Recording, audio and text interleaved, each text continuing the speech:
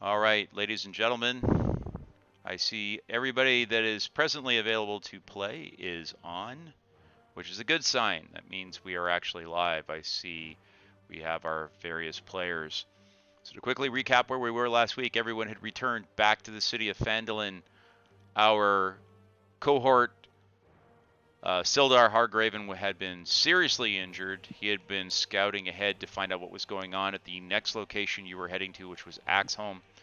He was found not too far away from the end by the centaurs that had him at his request to meet you folks at the entrance to the dragon warren, where you guys had been, the catacombs you've been crawling through, where you had found the ancient weapon that had been used by the hero of old to fight dragons in the past, and as a result, that had been brought to the fore there. So as a result, you guys have been able to bring that back in to Phandalin. You guys have that weapon with you at the moment.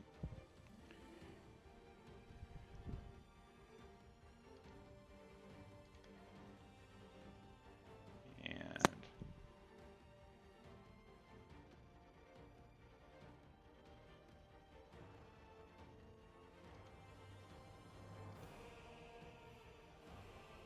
this is interesting.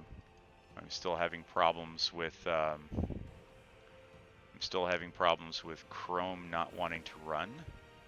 So hopefully the water that the cat, by the way, for those of you that are just listening to this recording, which will probably be the other players who are not available, we had an interesting disaster when the cat jumped up and knocked over a glass of water on top of the game server. So hopefully we are looking at a situation here where we don't have a problem. So I'm going to turn our music off and bring everyone back to the city of Phandalin. We're going to pick up where we left off.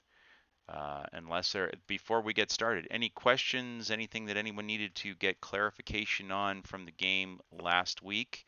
So you guys had dropped Sildar off, by the way, with the good sister over at the Temple of Luck, and you had retired to the Stonehill Inn, and that's where you folks were had decided to take a long rest, and you were all resting in your various rooms there. The common room that you guys were all kind of sitting in, and that's where you had chosen to get prepared for the new day and the new adventure. So now you have a situation where you have Sildar, who is being cared for by the family that actually owns the orchard. They've managed to get him medical care. You guys have him. Probably not the orchard, the Temple of Luck. You guys are over at the hotel. It's the next morning. The next place you were going to head to was Axholm. You now have a sense of where a couple of different things are, different couple places you can go. What says the party? Where are you guys going to go now? Hi, I have a quick question. Certainly. Actually two. Do we know if Sildar was successful in intercepting like the cargo going to the military in Ice? He had reached out. You know that he had left word with one of his friends, a person that he knew to be connected to Right. the military, but you don't know because Sildar was unconscious when you brought him back to the city, and Oh yeah. he has not uh, revived, I guess, for lack of a better word. So Okay. you don't know whether or not he is or he isn't at this Okay. point. And what's Axholm again? I forgot. Axholm is um, the name of what used to be kind of like the old headquarters. When Phandalin was a really big, bustling town and was the center of power in this area, before Neverwinter, much bigger than even Neverwinter, which is the capital in this part of the world, Axholm was kind of the main military base. And when Phandalin fell, uh, one of the first things that was overthrown was, in fact, that location. It was that facility at Axholm that was actually overrun by the forces of evil, and the garrison and soldiers there routed, which is one of the reasons why Phandalin was able to fall as easily as it did, because normally Phandalin would call for aid to Axholm, but there's no aid No to one come else. from there. Yeah, well, there was people there, just not on your side, Right. and as a result, that's one of the reasons why the town fell. And it was rumored that that is where both Morman's wife and the wife of the governor of Phandalin, the governess, they were all of the kind of noble people were brought there for in quote unquote interrogation, translation, torture, to try and glean from them where the entranceway to Wave Echo Cave was. So it's it was not just a place of military interest for you folks. It may be potentially a place of interest of lore, because that's where a couple of people relevant to your story may presently be. Okay. Got it. Um. Okay. All I'm right. caught up. Yeah. Okay, all caught up. Great. So it is morning. You guys come down. You guys have come downstairs. The Stonehill Inn is its usual bustling bit of craziness in the morning. Bart is running in and out of the kitchen as he's trying to get breakfast ready for all the different travelers and guests that are staying inside of Stonehill. You see Molly running back and forth carrying plates, and a few people are even ordering ale this early in the morning, as opposed to usually the barley tea, which is quite popular with the folks who are gainfully employed. But nonetheless, you guys come down. You have a very hearty breakfast. You fill your bellies, and sitting at the table, uh, what would the party like to do? How are you guys going to proceed? Is there any place to sell our loot and buy some armor in town? There Maybe I could cer- have a part. there certainly is. I mean, you guys did bring in a fair amount of stuff, and you do have still a few things that you have not sold off. There is the Provisioner, which is just to the north of you. There's also there's an arms dealer. Well, they're more the arms are not their primary thing, but that's one of the things that they do. It's the Lion Shield Coaster. They're down further south. They're not too far away from City Hall, and of course the Miners Exchange is not too far away from them as well. So depending on what you want to sell and the price you want to get, I mean Bart obviously has got some basic stuff, but because he often ends up dealing in barter, no pun intended, with people come in who don't necessarily have coin, but they want food, they want stabling, they want a place to stay for the night. So sometimes he has things to sell as well, but it's pretty general fare. But if you guys are looking to go and get something, Barthen's Provisions, like I said, probably a good place to go. But if you're looking to get stuff that's a little bit more on the military side, you probably want to go down to the Lion Shield. But if you've got gems that you're trying to unload, the Miners Exchange is probably a better place to go. So it really all depends on how you want to proceed. I The think cauldron has some sapphires that we could trade for a coin. Yes, she does. I also have a few diamonds. Yes. How much are those diamonds worth? I have no idea actually. Let me check. In your Worth case, five. those. Oh my God, they're worth. Wait, they're worth 5,000 gold pieces. Wow. Yes, those were the diamonds that you guys found in your last little venture. That were lying in the little jewel bag that you found inside of the sanctum where the four sarcophagi were. Now, those diamonds, if you chose to sell them, you could sell them. Obviously, that's the list price, 5,000. It depends on what you actually manage to negotiate with the person when Right, you right. go in, right? And that's where personality skills really come into play. So anybody who's got intimidation or things of that nature, definitely to your advantage. But be that as it may, also remember that with you and Elrin being clerics, there will eventually be resurrection spells that you can cast, and having diamonds, they don't necessarily have to be as opulent as those, would become very, very handy to have. I see somebody just joined us on the Discord. Who just joined? It is I. It is I. Damien, good to see you, sir. Glad to have you in. You missed all the excitement as the cat tried to take the server down. Oh, that's great. I was wondering if anybody could stream the game for me, because I will need some on the Discord, because You can stream on Twitch. You can go to the I'm streaming it on Twitch right now if you want to go take a look. Go into the Okay, there might be a few seconds of delay, but I will definitely check. Oh yeah, I mean it's a few seconds, but it's not so much where it's like you don't know what's going on. It's totally. That's what I did last week. Gotcha. There we go. And I think Elrin may have a couple of things in her inventory as well. Just double checking her inventory. I'm looking at her inventory. I'm going to have to mute you. Oh, she doesn't have. Kenji, it would help if you mute the actual Twitch and just stick. I very much am trying to do that right now. I'm looking at Elrin's inventory. She doesn't have anything except for like gold, and she has a lot of silver.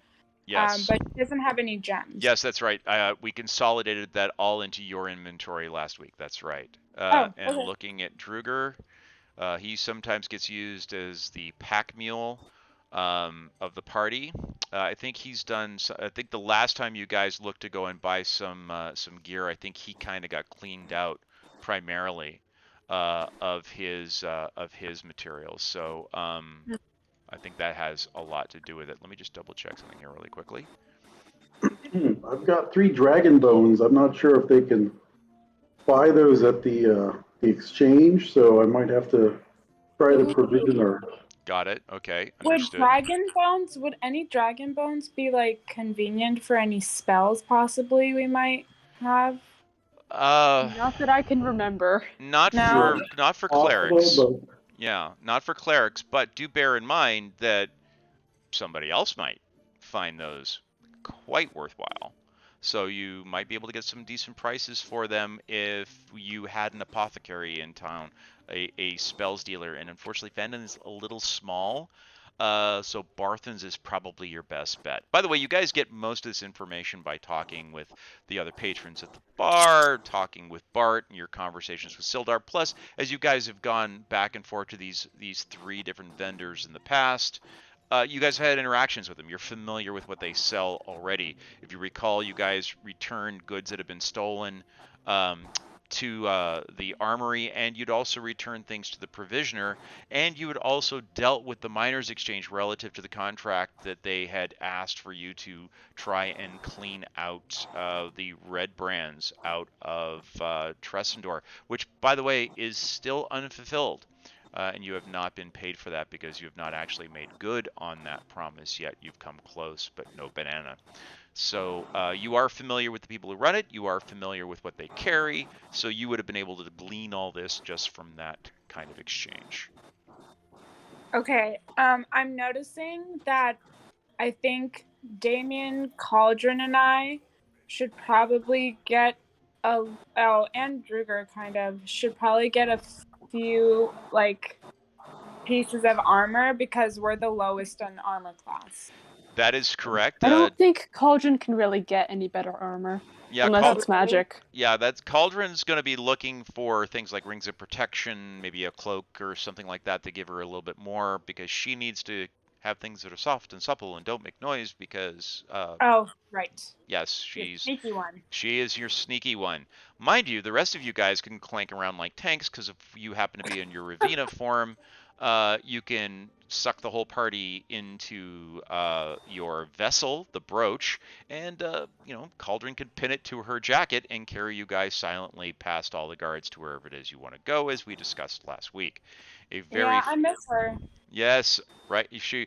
There's times you want her and there's times you don't. That's the whole thing about having a split personality. You never know when you're going to have the wrong one show up at the wrong time. It's kind of like the wrong person showing up to a dinner party, nonetheless. But But we do. Druger's got a couple of weapons he can sell, but they're not really anything major. He's got kind of armor. He's got the original splint armor he's come with. He could certainly benefit from having something a little bit more beefy. Yeah. And Damien also. Damien, I believe you're in a chain shirt. Now there's kind of a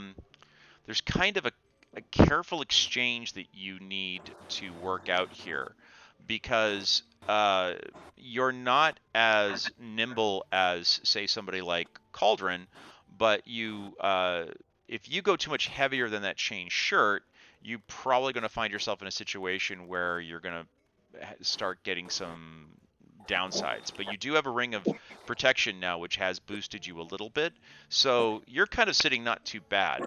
Druger's really the guy who needs the upgrade, particularly. Yeah, you do too. The clerics could definitely there. Druger, me, and Cauldron have no, actually not even Druger. It's me and Cauldron have the lowest armor class. That is correct, and Ruger's sitting fat, dumb, and happy with the dwarven chainmail. That's not, Yeah. That stuff is not the one. But by the way, it's not magic armor. It's just really, really well made. Right. But Did you say fat, dumb, and happy?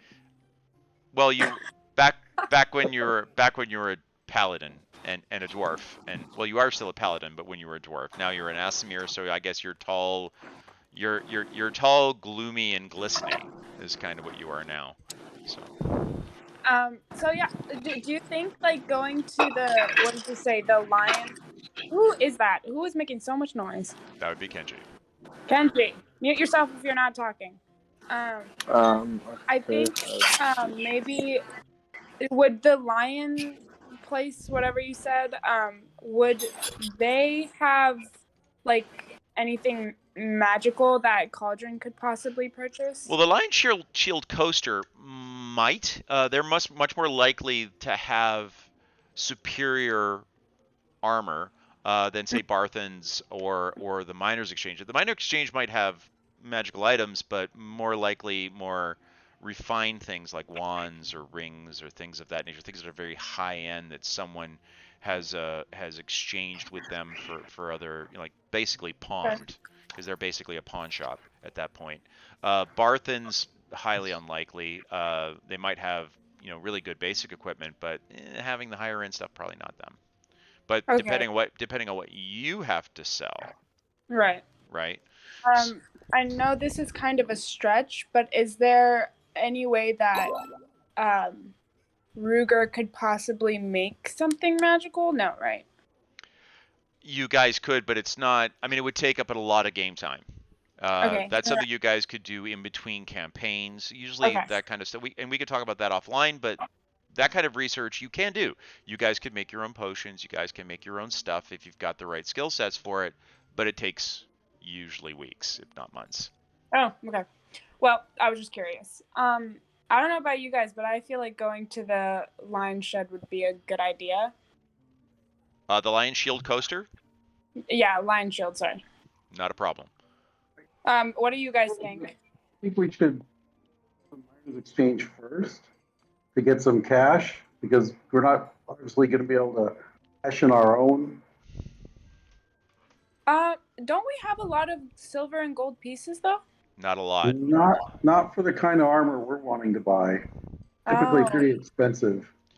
Yeah, the 2 diamonds that you're holding on to would probably get you guys some decent stuff, some really low level entry point type of bonus magic stuff. So that would probably be where I would look to go to find something of that ilk. All right. Okay. And who knows? You might find something on special. There may be there's always bargains to be found. You guys are well known by the city. Some folks kind of like you, even though do bear in mind that there are wanted posters for you guys all over the city. All right. Nice to be popular. All right, gang. What do you think?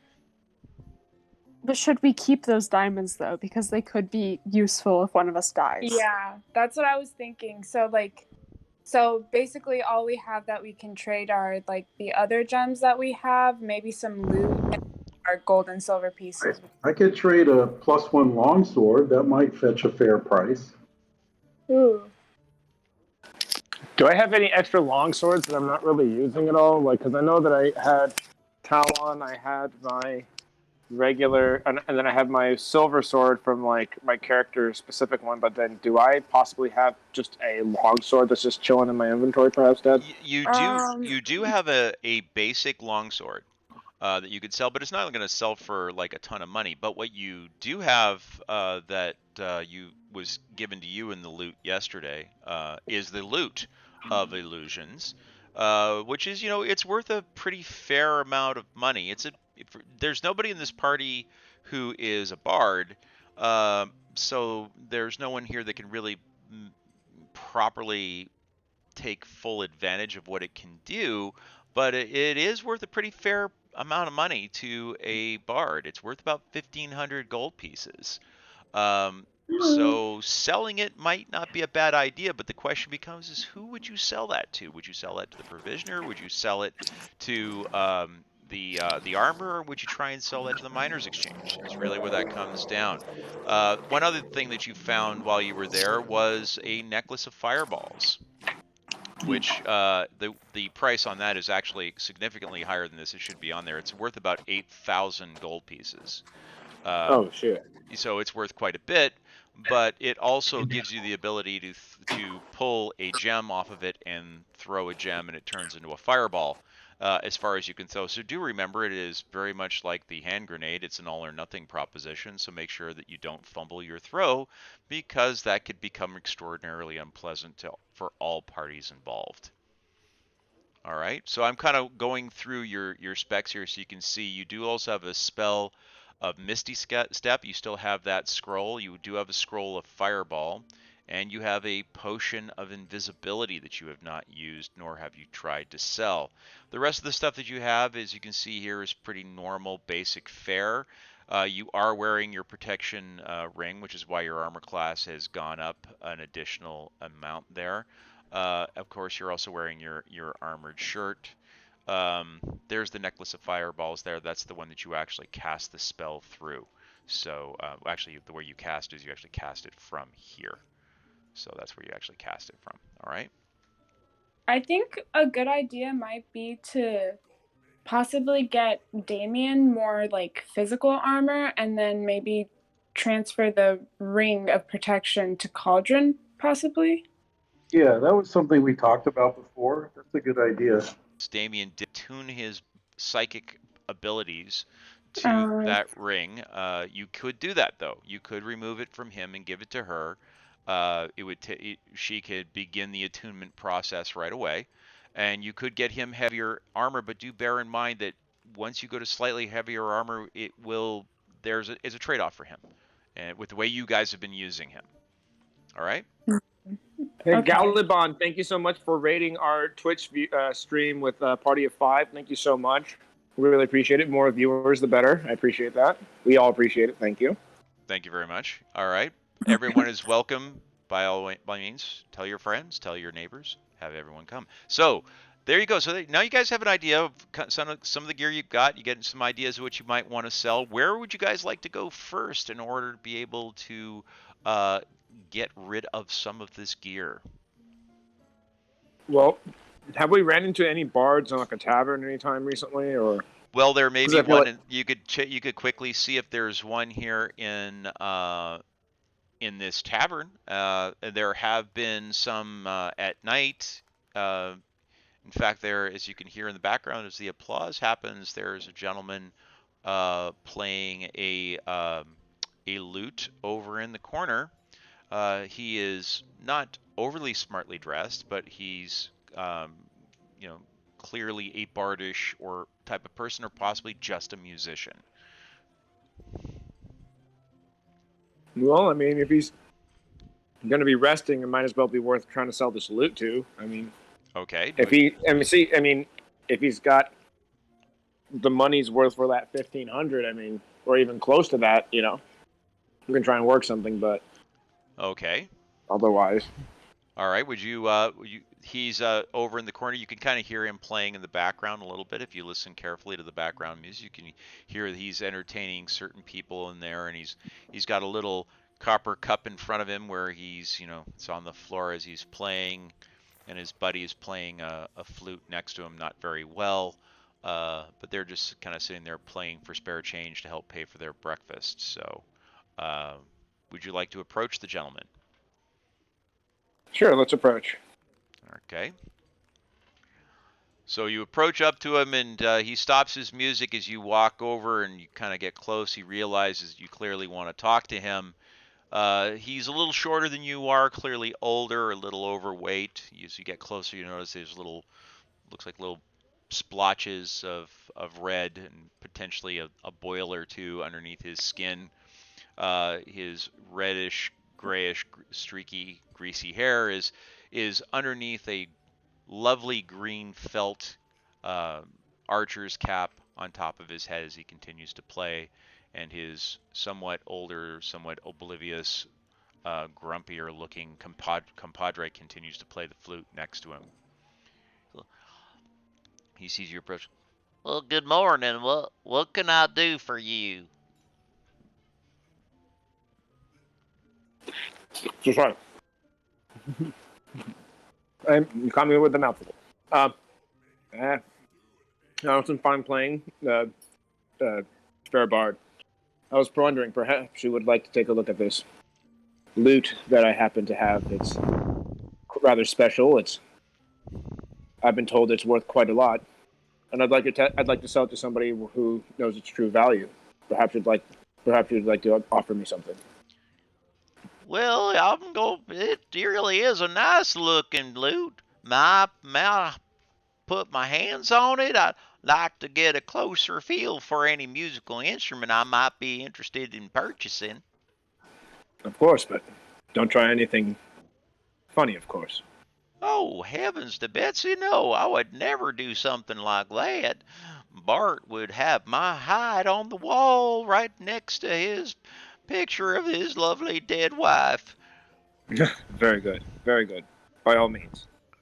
So he takes the lute from your hands and notices there's a slight golden glow and hue about the instrument as he puts his hands on it, and he plucks a few notes, and you notice this fountain of butterflies coming out of the top of it, and he goes, Well, sakes, look at this thing. You got yourself here a real interesting instrument here, my friend.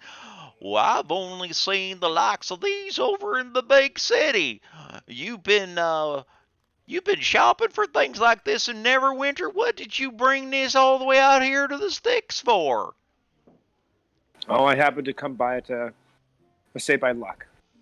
Oh, I'd say that's a pretty good shake of luck, if you ask me.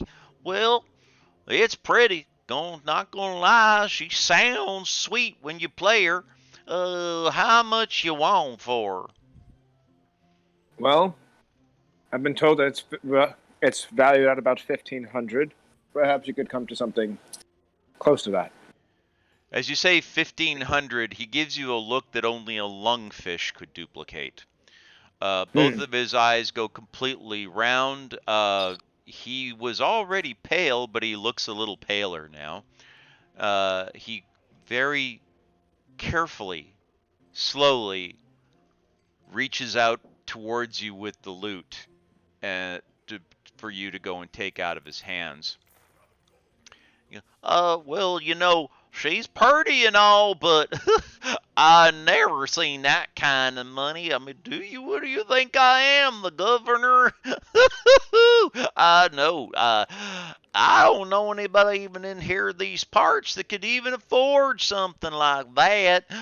Well, maybe one person. You might go and try the people over at the Miners Exchange. They buy all kinds of finery over there.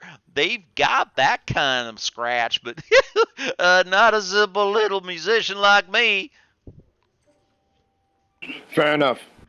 Thank you for your words, though. Well, but if you ever change your mind and decide you want to be generous to a poor man, I'll take her off your hands. Of course. So he goes back to playing the lute. You notice though that the guy playing the flute has been kind of gives you a bit of a really serious look and goes back to playing with his flute.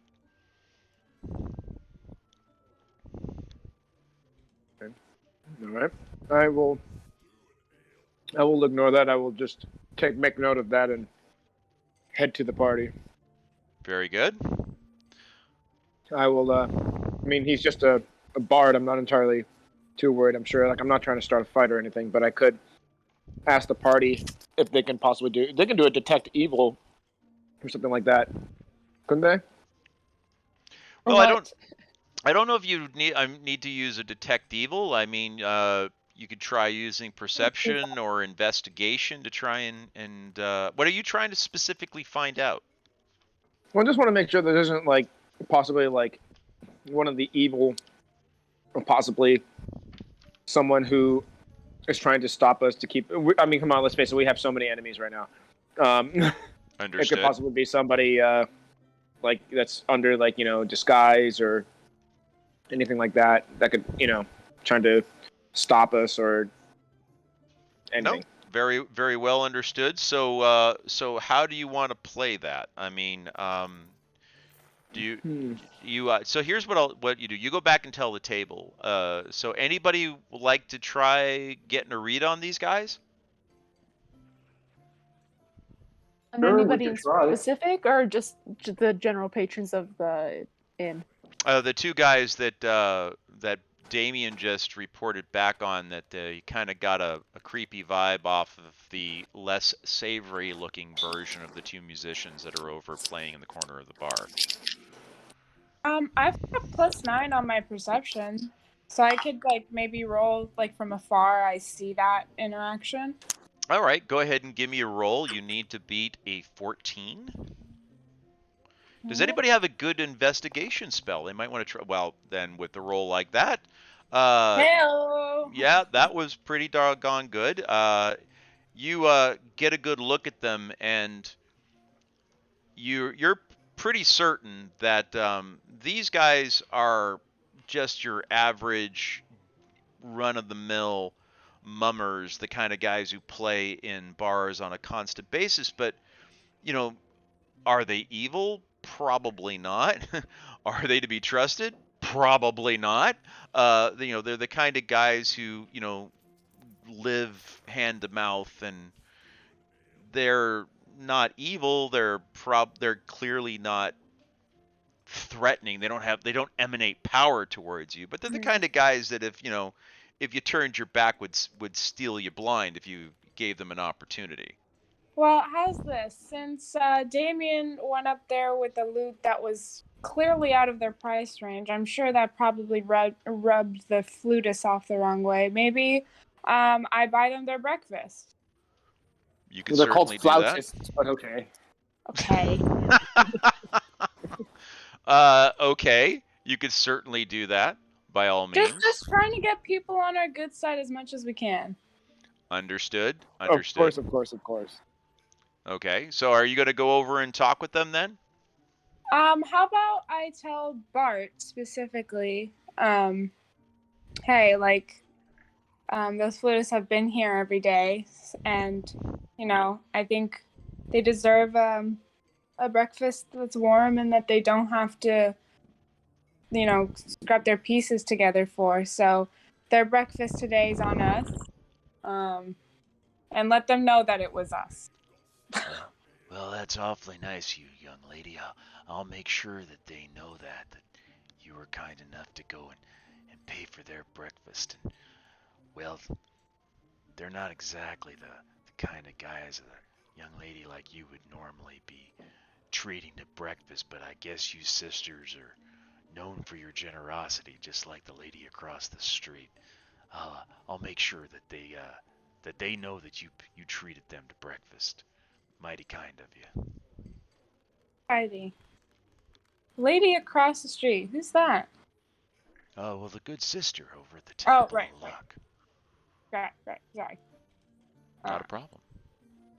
Alrighty. Well, so the bard or the guy who's playing the lute said that we should go over to the Miners Exchange? yeah, so I think that's the next place we should head over to. Okay. All right. So you guys go. Are you guys obviously? I would assume you guys are going to go in. What's the word I'm looking for? That you guys are going to go in disguise. Now, what garb are you guys going to use? I think the red coats. No, the red cloaks. The red cloaks? Right? Certainly. That's No, definitely. I'm not asking you. I'm asking everyone else. The cultist guard tend to get an I was okay wondering- reaction from the red guards without raising their suspicion because they're not supposed to know us. Yeah, actually, the one that I actually was wondering is like one that probably I was wondering is did anybody possibly get a chance to grab one of the white cloaks?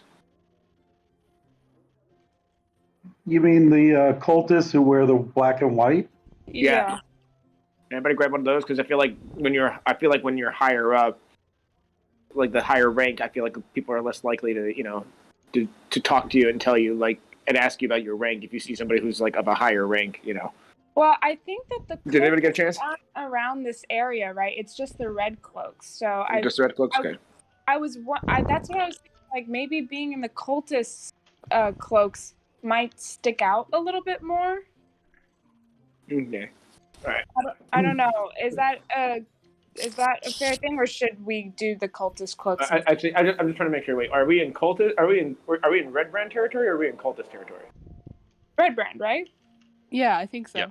Well, Okay. Oh, then so you guys have. This is Red Brand. The city's still run by the Red Brands. Absolutely, positively, still run by the Red Brands. However, you have noticed that when you are walking around wearing the garb of the dragon cultists, you were also able to be to move around with with a fair amount of impunity. You weren't getting stopped a whole lot, so definitely something worth noting.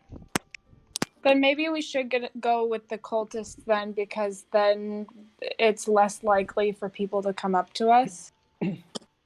Yeah, and question, like, who is your superior?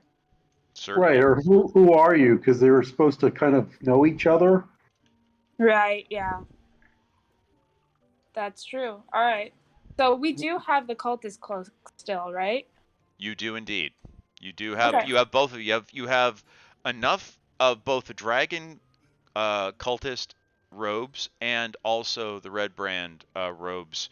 You have them stashed back up in your room. You guys can you can fold them up and put them into your backpacks individually if you would like. Definitely something you can do.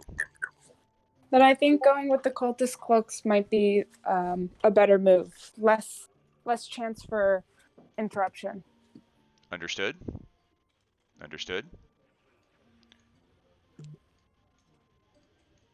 Okay. So just to make sure so you guys are dressing as red brands and going out, right? No, cultist. Cultists. Okay. Cultists. All right. Just want to make sure that I got it all straight in my head. Okay, so you guys get dressed in your cultist gear, and you are going to make your way down towards the. Let me go switch over to that map. It'll be easier to explain. I'll go over to the Phandalin map so you guys can see this. Here we go. Activate. Here we go. So now you guys are looking at the map. So just so everybody is clear, the mystifying owl is actually not there. So I'm going to make him go bye-bye for just a split second. Boom, he's gone. Bye-bye, owl. But you guys are all together here, just outside of the Stonehill Inn. Now, the provisioners themselves, the Miners Exchange is this building right down here. Okay, that's if you. I'm zooming out. If you're watching on the Twitch stream, it's down over here, pretty close to the south end of town. Can you target it so I can see, or like hold down so sure, that the green? I just did. So there we go again. Oh, there we go. So that's where the Miners Exchange is. Okay, to remind everybody, this is City Hall. You guys have had so much fun. Just kind of immediately across the street and one building over, that's where the Lion Shield coaster is. That's the arms person. And if you're looking for the provisioners, they're up here on the north end of town, just literally as you walk into town. Theirs is the very first shop on the right-hand side when you get to the main part of town. Obviously, there's farms and so forth outside of the old city walls, but that's the main thrust of what's available to you guys there. And you notice that there's a fair amount of activity in the middle of the square, the courtyard area that you're there in front of. That's the main kind of market area. But it's not the kind of place where you guys are going to sell your stuff. If you want to buy a great head of cabbage, that would be where you would go. Or if you're looking for like a coney of rabbits, that's where you would go, but not for what you guys are trying to do. All right? Cool? Moving on. Yeah. Okay. Cool. I Game is- want to make sure my I know game- because I'm going. Does everybody know where they're going? So I'm gonna move you guys down through the city. But is there anything you wanted to do before I start heading you down there? Anything else that you're checking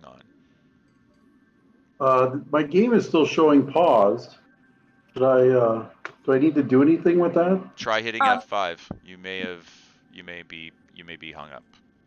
I mean, for me, it zoomed in on a weird part of the map when it first loaded. So if you zoom out, you'll be able to see Elrin's character circle thing, and that's like where we are. The game is paused though. No, it wasn't. I'll. Okay, do now No, it's not. paused. Okay. Now it's not. All right. Okay. So clearly, the hard drives are helping a little bit, but not as much as I would like. Anyhow, nonetheless, we're moving along. So moving you guys down through the city. You guys pass by the city hall. No big deal. And you're going to go all the way down here towards the Miners Exchange, which is over here in this part of the woods. Now I'm going to quickly roll to see whether or not anybody recognizes you guys. On a roll of 19 or 20, you have been spotted, and anything other than a 19 or 20, you guys have managed to make it down to the facility with no trouble. So let me quickly do a roll here. This is a public roll. You'll be able to see this. There goes the roll, and it is an 11. So you guys managed to make your way through the crowds of people moving back and forth and the patrols of red guards that you see moving along. No one thinks to question a group of dragon cultists as they move down through the city. You guys are kind of a surly bunch to begin with anyway, so they're really in no hurry to go and bother you. So that being the case, you find yourselves now walking on down towards the Miners Exchange and moving on into that map. Let's see if this one goes a little faster. I'm going to quickly bring you in. There you go. How fast was that for you guys? Did you guys see that one happen quickly? Let me know when you see Yeah, it. it was pretty fast. Okay. Not exactly sure why we had this slowdown with the other one, but I will make a mental note of that. All right. So now you folks are over here in, I guess what you would call the, hello? Everything cool? All right. I can't see anything. I've got a gray screen, black. All I've got is the little anvil in the upper left-hand corner. Did you try refreshing? Yeah, I've refreshed. I've tried F5 like I was told. F5 took away the whole picture. I don't know what the problem is. I can see the Miners Exchange. Maybe it just takes a little time.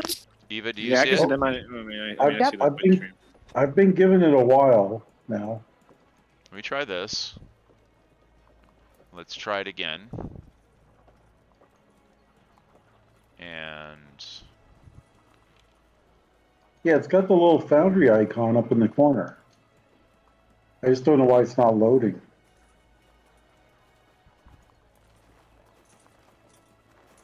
all right.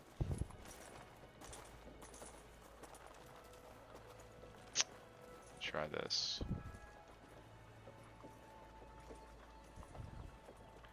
There's an option called pull to scene. Let me try pulling you into the scene. Because I see you in there. Oh, wait a minute. No, you are not there. I see everybody but you. I think you may have disconnected.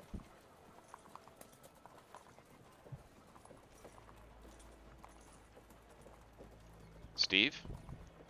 Yeah, I can hear you. I just don't see anything other than the little icon. Okay, try closing your browser and coming back in. Are you using Chrome or are you using a different browser? Chrome. Okay.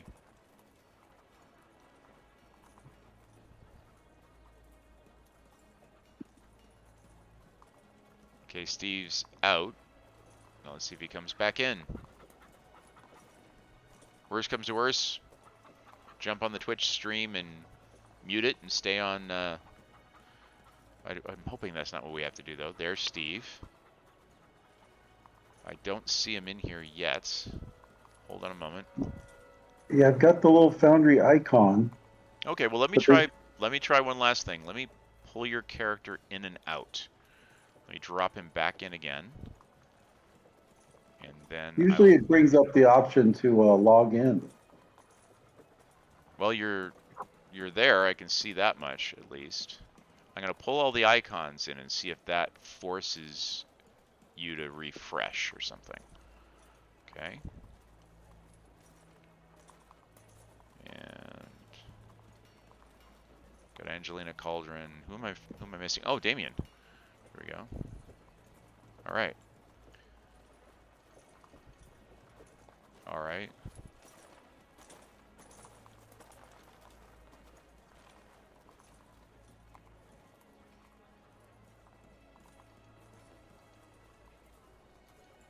There we go. You Okay. see Miners Exchange loading. Yay, we got him. Yeah.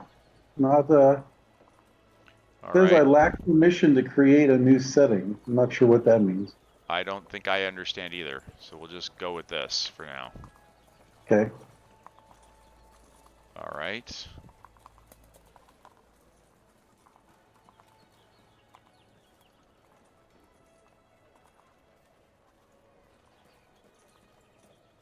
All right. Cool. All right. Well, Elrin looks weird right now. That's fine.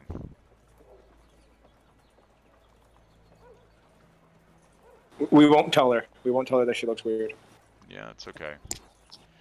She's blind. She's blank right now, and that's fine. She's Blank. invisible. That's okay. So something weird happened because something always seems to weirdly happen here. So you folks come on in here, and per usual, a couple of the more finely dressed henchmen.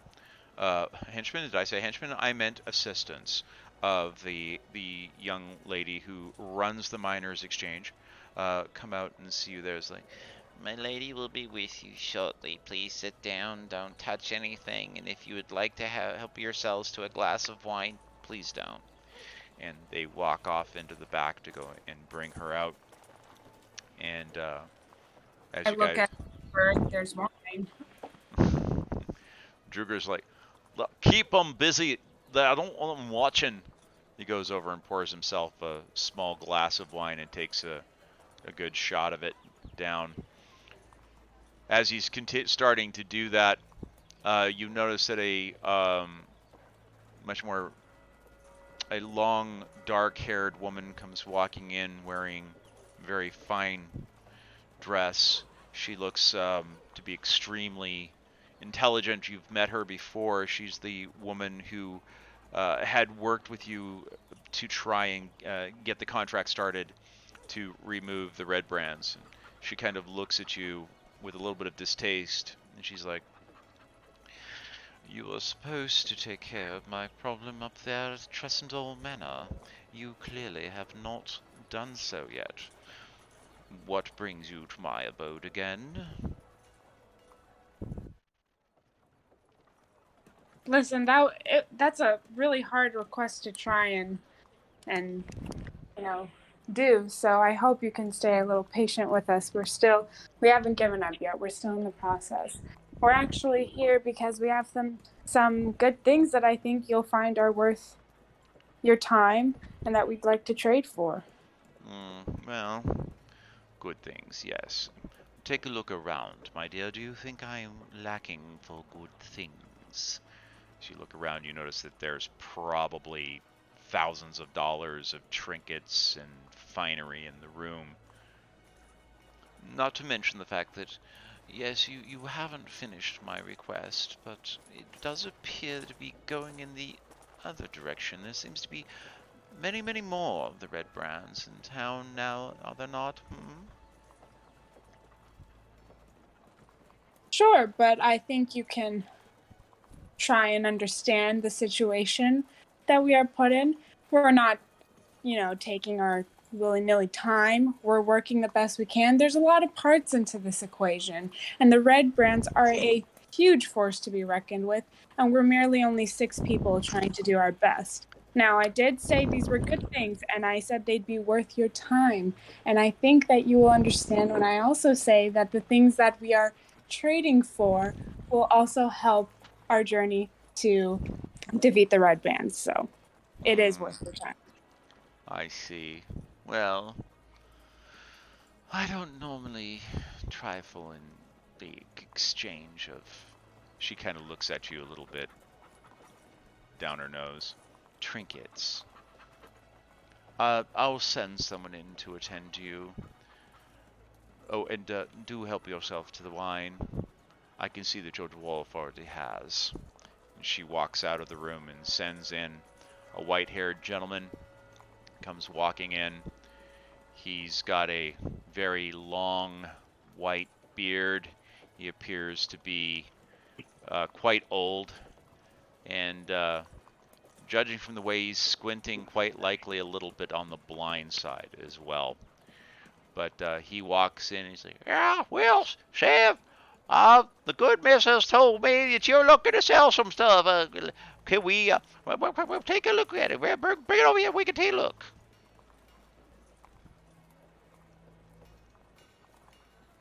Okay, well, we know that there's the loot, right? Is there anything else that we want to try and trade for? So I have 2 sapphires, I think. Okay. Ooh, you got sapphires.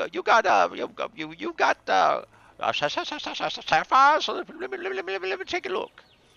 so he brings out this funny-looking piece of glass wrapped in leather, and he sticks it into his eye, and when he looks up at you, his eyeball now looks like it's 3 times the size it was before. And he puts his hands out in front of you with a small piece of blue felt, as if he's trying to get you to put the gems into those. I give them to him so he can examine them. Ooh, let me take a look. Ooh, very fine. The people don't cut them like this no more. They don't cut them like this no more at all. No. These are old. Where'd you find these? I haven't seen any of these since, probably, it's easily 100 years. Tell you what, we've been not exactly finding it easy to bring sapphires in here. They're very important for certain spells. I'd be willing to pay you for a handsome price I'm willing to pay you 90 gold pieces each for these.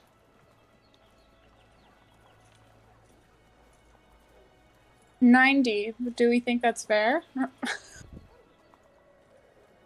With my proficiency in jeweler's tools, is there some difference in price that I? Well, you think that you do have jeweler's tools. So here's what I'd like you to do. Go ahead and give me a proficiency roll. It's not super hard. Give me 12 or better using your proficiency with and do you have investigation or anything like that? You have insight. Go ahead and better yet, give me an insight roll. I think you get a better roll with the insight roll. I think it's the same. Okay. Oh, Hey! There we go. You're pretty Dirty sure, 20. back in Neverwinter, you might have been able to get 100 for him if you could get somebody who is really desperate for some really nice sapphires. So he's offering you 90. It's not too bad.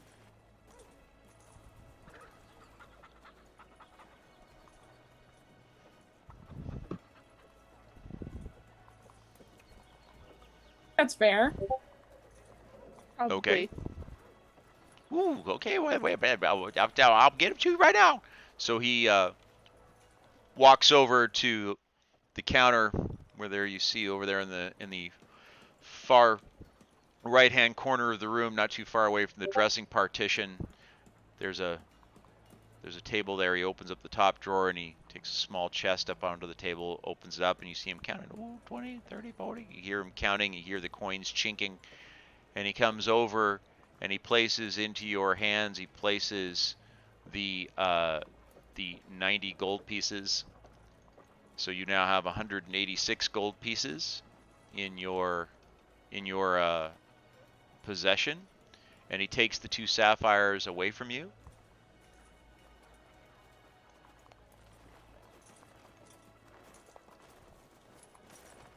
And he's like, "Thank you very, very, very much. I've not seen one of these in a long, long time. These are very, very pretty, very pretty. I got a perfect place for them." Yoo-hoo-hoo-hoo. And he takes them and wraps them up in the blue, and he places them 1 drawer down in that same desk area over in the corner. Well, is there anything else? Anything else you look to part with? Anything else you look to part with? The loot. Damien? So Damien walks up and he's got the loot in his hands. Damien, are you going to do anything special or anything like that when you try to hand it to him? Define special. Well, are you going to try and convince him of the value of this wonderful little doodad that you've picked up? I mean, I'd love to hear his opinion about it first before I try to do any convincing. Well, I think it's worthwhile telling him, like, who possessed this loot before us. Absolutely. I suppose so. Yeah. So you tell him the tale of removing that from the dragon barrow, and you see him kind of wrinkle up his nose a little bit. He goes, "Ooh, you guys are a bunch of grave robbers. I don't know. There's kind of bad mojo with that. Bad mojo. Not so sure. Not so sure. Not so sure I want that. But Don't fret. I mean, we were given permission by the ladies. What was Wraith to take whatever we found of value. I see.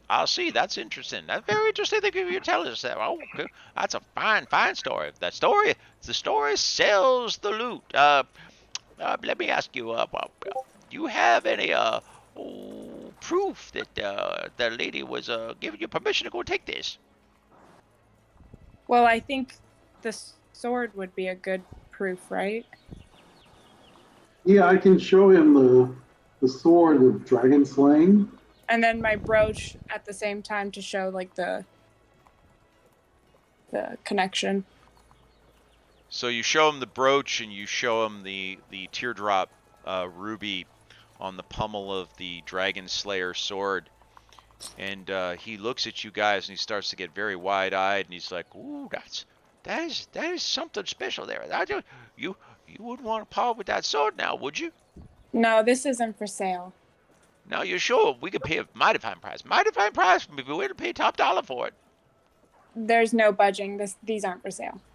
Oh, you see he looks kind of hurt and heartbroken, kind of sulks for a second, sucks on his teeth and goes, "Well, I guess we could go and buy the loot. Is there anything special other than the fact it came out of the dragon barrels? Or is there anything special? Because loot's When you play it, butterflies come out of it. He looks at you and kind of cocks an eyebrow. Boy, how much you been drinking? Well, I mean, take a look at the loot for yourself. I think you can tell it's a very high value. And additionally, this bard that played this was the bard of the lady. Oh, I see. That's interesting. That's interesting. Okay, well, let me see what I can do here. He takes a look at it. You see him examining over the course of the loot. He's looking at it. He sees the gold. He plucks it a little bit, and he sees butterfly come out of one string and a little firework go off on the other. Ooh, this could be a lot of fun at the festivals. I think but I don't know if we got the right kind of buy here in town. I just don't know. I don't know. And when can I go and take this over to the big city? You see him muttering to himself. You see him arguing with somebody who's not there, as he continues to have this inner dialogue where he's clearly chastising somebody about paying too much for something he bought before. And he looks at you and he goes, well, it's pretty. I'm glad it's pretty. It's very pretty, very pretty. I like the fact that it's pretty and it sounds nice and it does funny things when you go and pull on it. But I'm not so sure I'm going to be able to sell this real easy. But tell you what, I'm an honest man. I'll give you 1,100 gold pieces for it.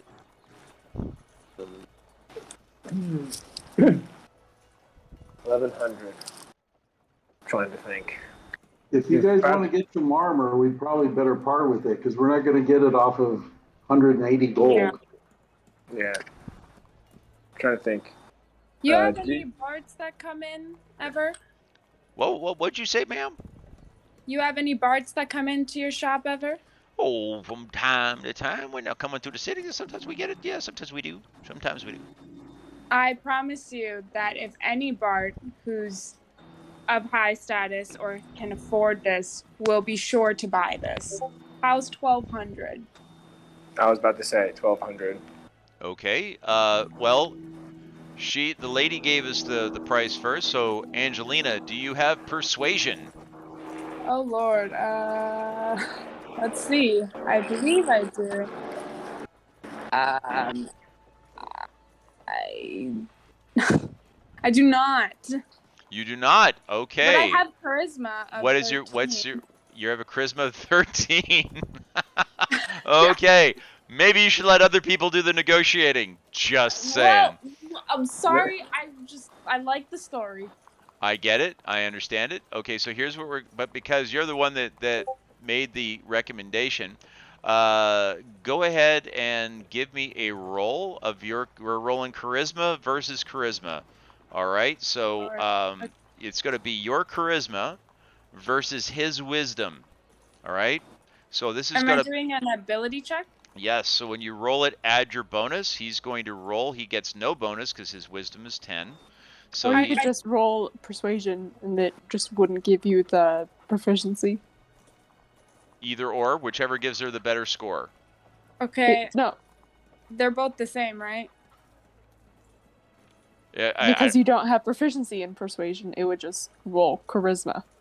There you go. So go ahead and roll it, and let's go. Right. You rolled a 17. Nice. And he rolls a 13. So he's like, boy. Okay. Well, I like the cut of your jib. You're a very nice lady, very pretty, very pretty. Like the golden hair. Yes, I do like so. Oh, I'll give you the 1,200. Sure. Woohoo! Good play. Okay. So once again, you hear him arguing with somebody on his left-hand side, and then he looks over on his right-hand side and argues back. And he does this back and forth about paying too much. So he walks back over to the same desk and roll top. He pulls out the little chest, pulls out the coins, and comes back and hands Damien the 1,200 gold pieces. So Damien, you now have a rather hefty chunk of gold in your hands.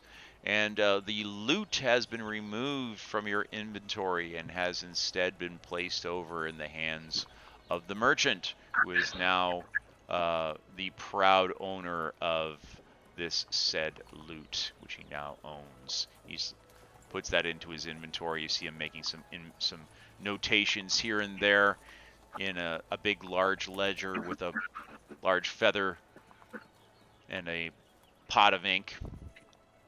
So he comes back over to you. He's like, okay. Well, is there anything else you wanted to sell? Anything else? And you see him kind of rubbing his hands. You guys have some fine stuff. What do you guys think about my moonstone goblets? I forgot what those were used for. Actually, also, can you give 100 of those gold pieces to, is that Angelina? Makiko, are you Angelina? Yes. Yeah, give 100 gold to Angelina because she was the one who ended up doing that negotiating. Well, we're all Well, gonna buy. you guys can hold off on that for the time being because you guys are looking to go and pool your inventory at the end, anywho. Right. So you guys might want to just Yeah. hold off on that until you've done your purchasing. All Okay. right. So, Angelina, are you interested in parting with those Moonstone goblets? I just don't remember what I used them for in the past.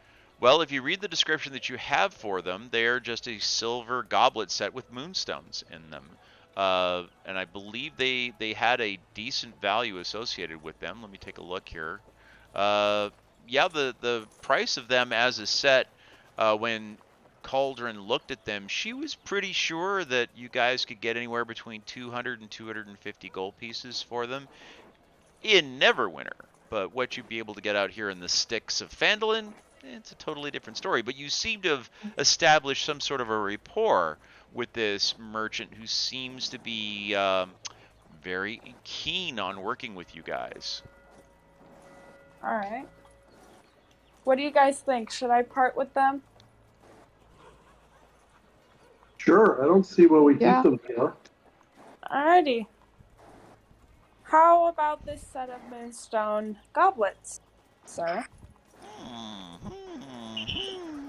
So he takes a look at those. He brings out his trusty eyepiece again, and he takes a look at them and he goes, "Well, not a lot of call for these. Not a call. I mean, we are a mining town. Not a mining town. Not a lot of people going to be able to take advantage of this. But I'll give you I'll give you the 200 gold pieces. Get 200 gold pieces. 200 gold pieces for it. Yep.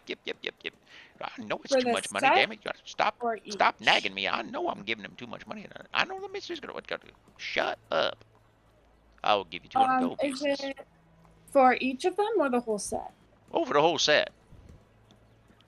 Is that what it was? I don't. Well, if you take a look at the info on I did. I can't.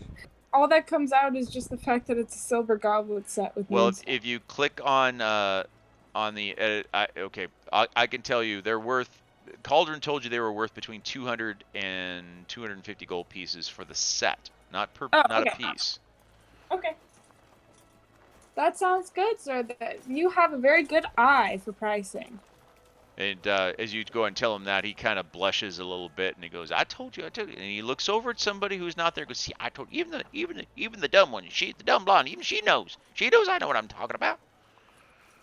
So, why he's arguing, whoever it is he's arguing with, you can't see them, but clearly they're still there. So, nonetheless, so there you go, and he gives you your 200 gold pieces for all that.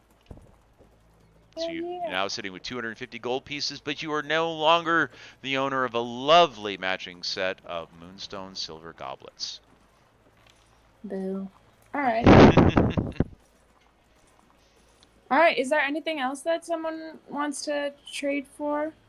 Jurger's now on his third glass of wine. Then you'll have a bunch of beaver pelts that you want to get rid of. Well, how about selling one or two of those damn diamonds? You don't need all three of them. I feel like just in case I should keep 3. Up to you. Well, it's a choice between sell one and get some armor on people, and we may not need to revive them, versus having 3 diamonds but no spells to use them with. Yeah. So I would vote for the armor and hope people stay alive for now, but maybe keep one in case we get a scroll, because that scroll's going to be expensive wherever we find it. So we might need the other one, the second one, to pay for the scroll. Well, maybe I should just sell 1 diamond then, because I have 3. Yeah, at least 1, but maybe not 2. The second diamond we'll probably have to sell to buy the scroll, because it's going to be Buy the scroll crazy. of what? A scroll of, what's it called? Not revivification. Like resurrection? Resurrection. So the diamond would actually be a material component for those spells cast. So I don't know if I don't think we are going to get up to that level where we're going to be able to cast them ourselves. No, but they can become very handy when you know you need to go and find a monk or a priest to Right. perform the ritual for you, because Mm-hmm. it's not like they're asking for it for payment. You actually need that to Mhm. perform the ritual Yeah. to bring the person back, and that diamond unfortunately gets consumed. You don't get it back. They don't get to keep it either, so it's fair exchange. I have a crap ton of beaver pelt. Should we keep that for the lion shield, or should we do that here? Try to do it here.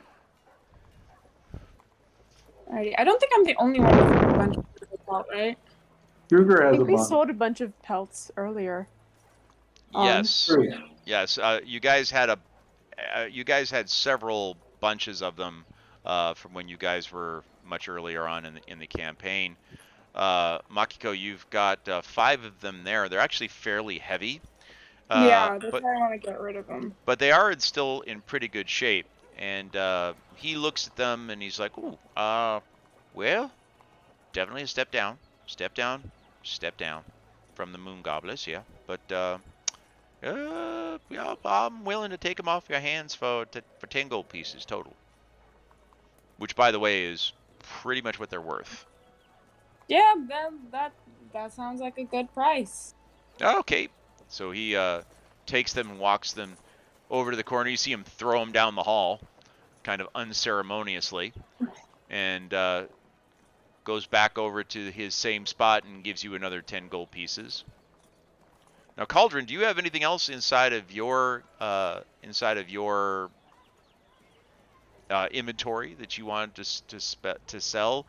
By the I way, don't think so. if you double click on his wand, you should be able to see what he has in his inventory.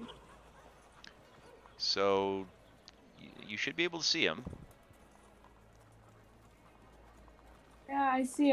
Ooh, he has rings of protection. Smoke of protection. Yes, he does. He has several things that are actually quite nice, and he's been very fond of you guys. So when the time comes for the prices, there may be a little bit of room to move things around here. Yeah, that ray of protection +1 or +2 would be really nice. Yeah. $6,400, 6,400 gold pieces. You guys, I don't know if you've got enough to come up to that unless you were to go and part with those diamonds. Well, maybe a ring of protection of +1. Oh, I don't think we still have enough for that. Well, you guys maybe sell 1 or 2 of the diamonds, because the diamonds I broke down the way. Makiko, if you click on them now, I've got it broken down by the relative value after Cauldron took out her jeweler's box and kind of gave them a once over to kind of give you an idea. You also do have a scroll of lightning bolt, but you probably want to keep that because you guys might need it. And there is the circlet of thunderstrike, which is still a very, very workable thing. You guys haven't worked it into a lot of your battles yet, but it certainly is something that you could be working with.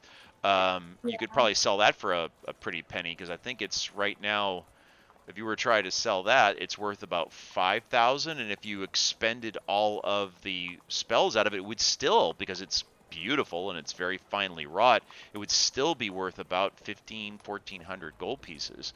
But I think there's more value to it as an actual element right now. But as you can see, there's a robe of useful items that he has in his, you can see, you're looking through the ledger, that book that he was writing things down, he brings it over, puts it on the table, and you guys start kind of flipping through it to take a look at some of the things that he's got back in his inventory if you guys are interested. Yeah. I'm thinking, so I have 2 diamonds that are worth 1,000, and then 1 diamond that's worth 3,000. So Correct. I'm wondering if maybe I should sell the 3,000 one and keep the other 2, so that Cauldron can get the ring of protection +1.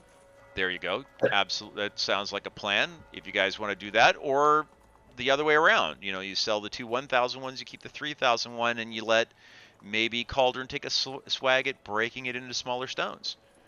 She does have a jeweler's kit. And in her former life, on her other planet that she came from, she was in fact very adept at doing stuff like that when she was a dwarf. Cauldron, what do you think we should do? I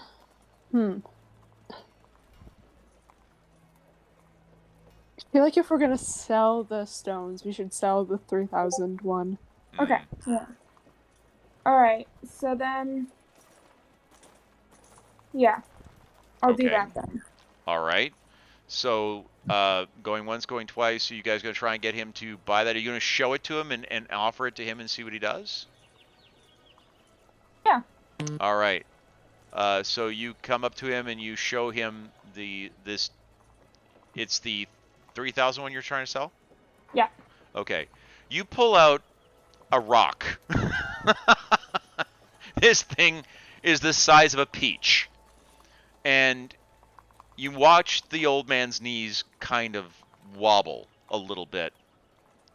And you're not sure, but you think he's drooling. He kind of composes himself. Well, yeah, that may not be real. May not be real. I gotta take a look at it. Let me kind of take a look at it, please. And he puts that big piece of glass back into his eye with the leather shroud around it, and his eyeball becomes disturbingly almost the size of half of his head as he asks to take a look at the stone. Do you show it to him? Is that okay with you? Please, this is a test of your good eye again. All right, so he takes a look at that, and he looks at it for a couple of seconds, and he goes, "Well, you know, I like you. You've been straight with me, best. I like the ability to go and buy this, but I gotta leave a little on top for me. Gotta leave a little on top for me. You know that, right? I gotta have a little top for me, right?" You're a businessman, I understand, but let's see that number. Goes, well, I think it's worth about what? I know I'm not one giving too much. You shut up now. Go back in the back. I don't care what you smell. Go in the back. I'm willing to give you 2,500 gold pieces for it. That's fair price. Fair price. I gotta sell this thing. I gotta keep it in my inventory. How about Sure. let's make it 2,800, and it's all yours. Okay, Steve, you were gonna say something? I was gonna say perhaps we could make an exchange. Well, that's what I'm doing. Well, You it see might the be price more of the ring? right. So you've countered his 2,500 with 2,800. Steve is Ruger has sweetened the deal by talking about possibly doing an exchange, and all of a sudden you see the man's personality change. And now all of a sudden he goes, "Oh, you want to be able to exchange, do you? Yes, yes. What do you want to exchange?" You would swear his face has changed. Oh boy. Well, we would be interested in that ring of protection as a direct exchange for that diamond, which I think you'd be getting a good deal on both ends. A great deal. Right. So he looks at you for a moment, ponders it, and goes, very well. We shall exchange the goods. Yes. So, which one of you guys will be taking possession of the ring? I want to give it to the right person. Yep. Cauldron? All right, Cauldron. You reach out your hand as the gentleman goes and passes the ring of protection over to you. And as you do so, he goes, "Now, madam, I will require the diamond." He takes the diamond away from Angelina, and he goes running off into the back, and he's like, "The doddering old fool. This is a smashing trade. Yes, yes, very smashing. The lady will be very pleased with me, yes." If you didn't know any better, you would swear that he is now standing more erect. It's almost like he's switched with the voices.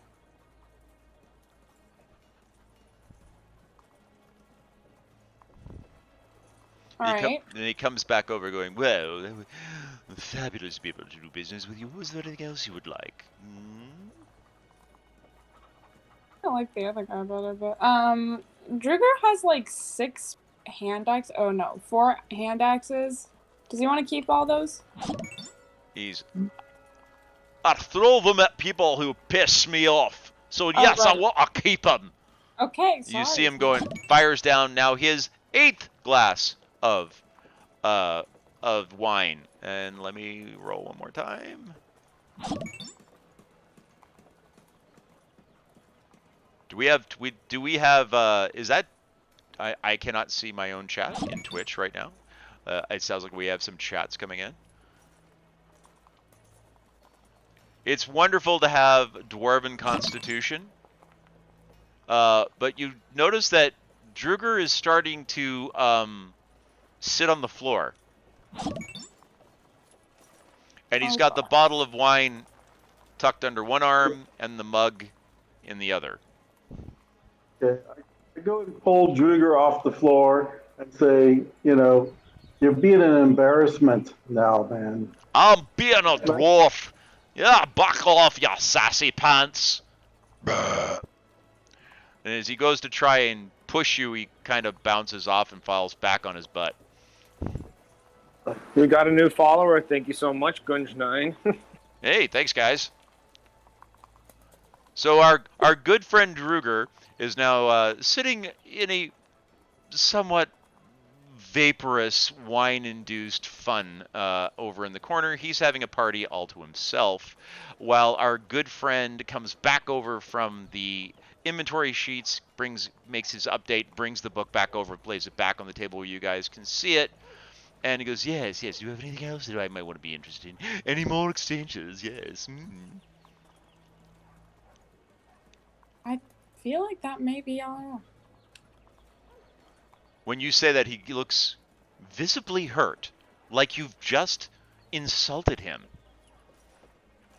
He's like, Oh, come on. well, if that's the case then, I will go back to about my work, and you can show your way out. Yes, thank you. Thank you very much. Yes, and come back again. Bring more stuff. Thank you. You were very helpful.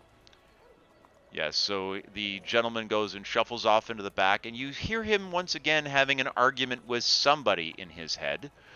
Whomever it is a completely open to interpretation, but he goes trotting off into the back, and one of the lackeys, one of the lesser well-dressed lackeys, comes walking out again. You're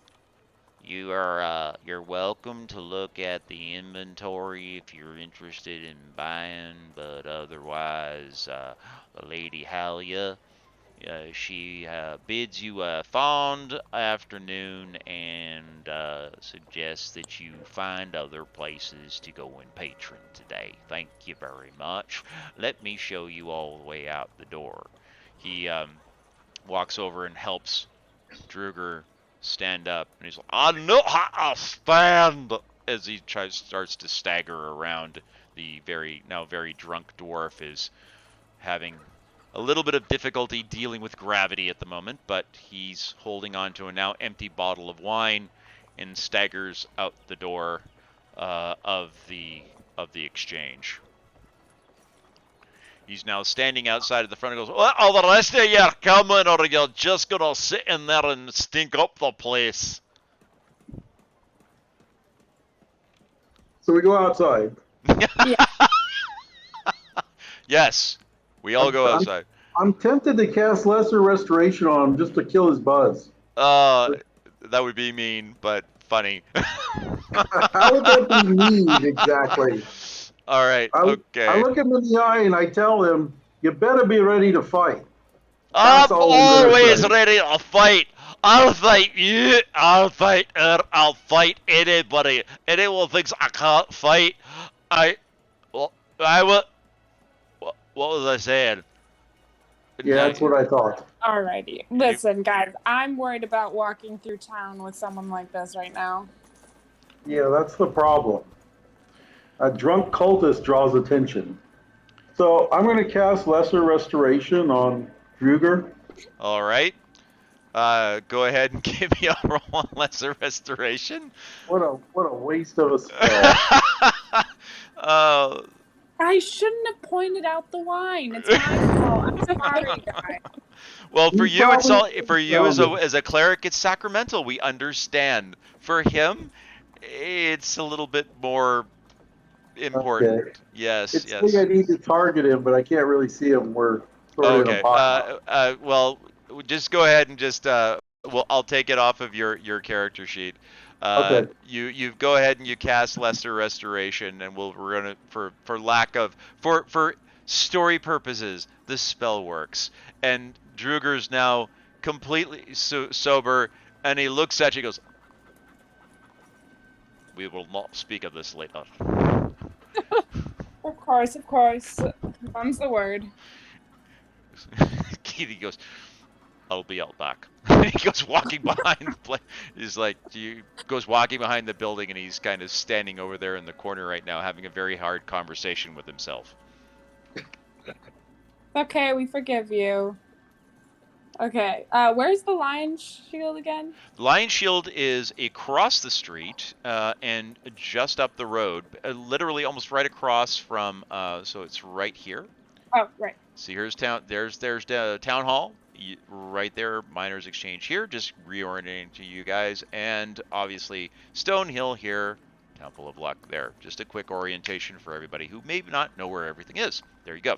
So you guys are going to head on over to the Lion Shield.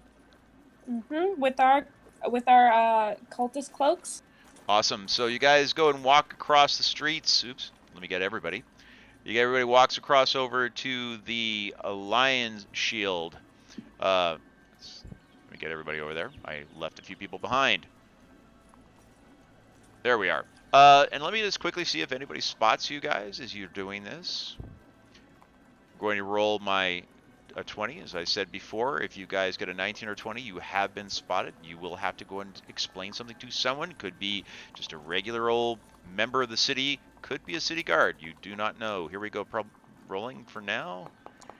And it is a 12. You managed to make it across the street and over into the Lion Shield without being spotted. The cultist robes not failing you, folks. So very similar to where you guys have been in this place before. So before everybody forgets, the Lion Shield coaster, you guys actually found a bunch of stuff over into for Cauldron. You were not here at the time, and even Angelina, you were not here. This is where a place that you heard through stories over at the bar where Sildar and Gundren and Ruger and Druger actually brought a bunch of stuff that they had found in one of the goblin enclaves that they where that's actually where they found Sildar, as a matter of fact. So let me go and bring everybody in here. So I will bring you all in here in just a moment. Let me know when you see the market. Do you guys see the market here? Yep. Yes. Awesome. All right. So you guys come walking on in here, and as you walk in, a gentleman with a bright red wrap about his head, a very majestic looking brown beard. You recognize him as the gentleman that you've dealt with in the past here. He's been very fair, very kind to you. He walks in. Oh, good day to you. Good to see you all here. What brings you into our fine establishment today? Are you looking for a new sword? Are you looking for a fine piece of armor? We have a special this week on crossbow bolts. 50% off on your second quarrel's worth. Yes. Does anyone need any crossbow bolts? Well, I do know that the two clerics do, and let me put your characters onto the map because I don't know if you guys have actually been in here before. Let me make it a little easier for you guys to find your inventory. I'll bring everybody in so you guys can check that. Once again, bringing everyone in. Druger. What was the sale on again? What did you say? Crossbow bolts. Oh. You can get 50% off your second dozen, which is kind of nice. Okay. Now I know that Elrin, who has still got her broken icon. I'm not exactly sure why. We'll fix that later. She does have a hand crossbow that could use with some of those. She I has a full set, but it would be probably in her best interest to consider getting some. That's for sure. I have 29 crossbow bolts because I don't really use it that often, so I think I'm good on Yeah, I that. think you're good. You're good on yours. Elrin would probably like to buy those, so Elrin's going to actually take advantage of it. So she goes over and looks at the gentleman's. She looks at him and goes, discount for the church? And she tries to go and see if she can get herself a little bit of a discount with this gentleman. And he's like, standard 15% we take off for the church. Just make sure that you put a good word in for me with the sister. Yes, please, thank you very much, yes. So you notice that he's a little bit more forgiving with her with respect to the prices. And she gets her crossbow bolts. And I'm just looking for the prices here. Where's the price of those?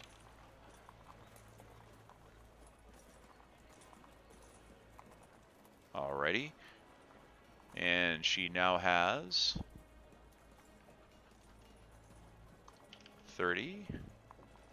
And that only costs her 3 gold pieces. She's now at 88 gold pieces. So, very good. So she's now got a full load of 30 quarrels. She has a completely loaded up quarrel backup and stash in her bag. So she's all ready to rock and roll now. So, Druger goes, "Here, kid, I was wondering, can your guys fix this thing?" And he pulls out this enormous falchion that's almost as big as he is. It was used by the abomination you guys had run into over on the island, the crossbreed between the orc and the dragon, and it's almost as big as our dwarf. And the gentleman looks at it and goes, well, interesting workmanship. We can certainly go and work on this for you. We'll come back tomorrow. We can probably have this ready for you. It will cost you 150 gold pieces to get this properly weighted for you. I can bring out one of my men. They'll measure you right now, and we'll get started on this. So he snaps his fingers, and 2 small halfling-sized creatures come running out, and they're like, "Arr, arr," and they bring out these stretches of yarn, and they start going over the dwarf's body back and forth, and they start muttering at each other in some strange, obscure language that no one in the group party, unfortunately, because nobody here speaks this language, unfortunately, can pick up on. And they grab the falchion, and they go running off into the back, and you hear a bunch of clinking and clanging and screaming and yelling and groaning in the background as apparently they take it over and introduce it to one of the smiths in the back to begin working on. So Druger goes and reaches into his purse to go and give this gentleman the 150 gold pieces to get it resized, and suddenly, embarrassingly, realizes he's about 60 gold pieces short. And he kind of turns to the party and very sheepishly goes, well, I seem to be a wee bit shy. Anyone here can lend a dwarf for about 60 gold pieces so we can get this done? Yeah, I'll give him 60 gold. Ah, thank you. So, seeing as how it would be in your best interest if he could wield this darn thing anyways. So, Ruger, I'm going to go ahead and take the 60 out of your inventory and add that to our good friend here, the merchant, taking you down to 36. We still have the pool of money that we can do with the whole party, and you guys did sell that loot for a pretty fair share. So, yes, the falchion is now off being reworked, but in the meantime, is there anything that you guys see in his inventory that you guys are interested in? He's got bracers, he's got chainmail, he's got a lot of really cool things here. I was wondering if there's any way for me to buy a shield just to add +1 to my armor class. You can, but do bear in mind that if you're using a shield, you will not be able to use 2-handed weapons, and you can't use that with a full-size crossbow, but a hand crossbow you certainly could use it with. So bows, not possible with a shield, obviously, because you need one hand. I have a light crossbow. You still need both hands to Okay. operate that, but it's not. You could certainly use it with your mace or your morning star or a hammer. Absolutely. So. What armor are you wearing? I'm wearing a scale mail and a shield. That's literally it.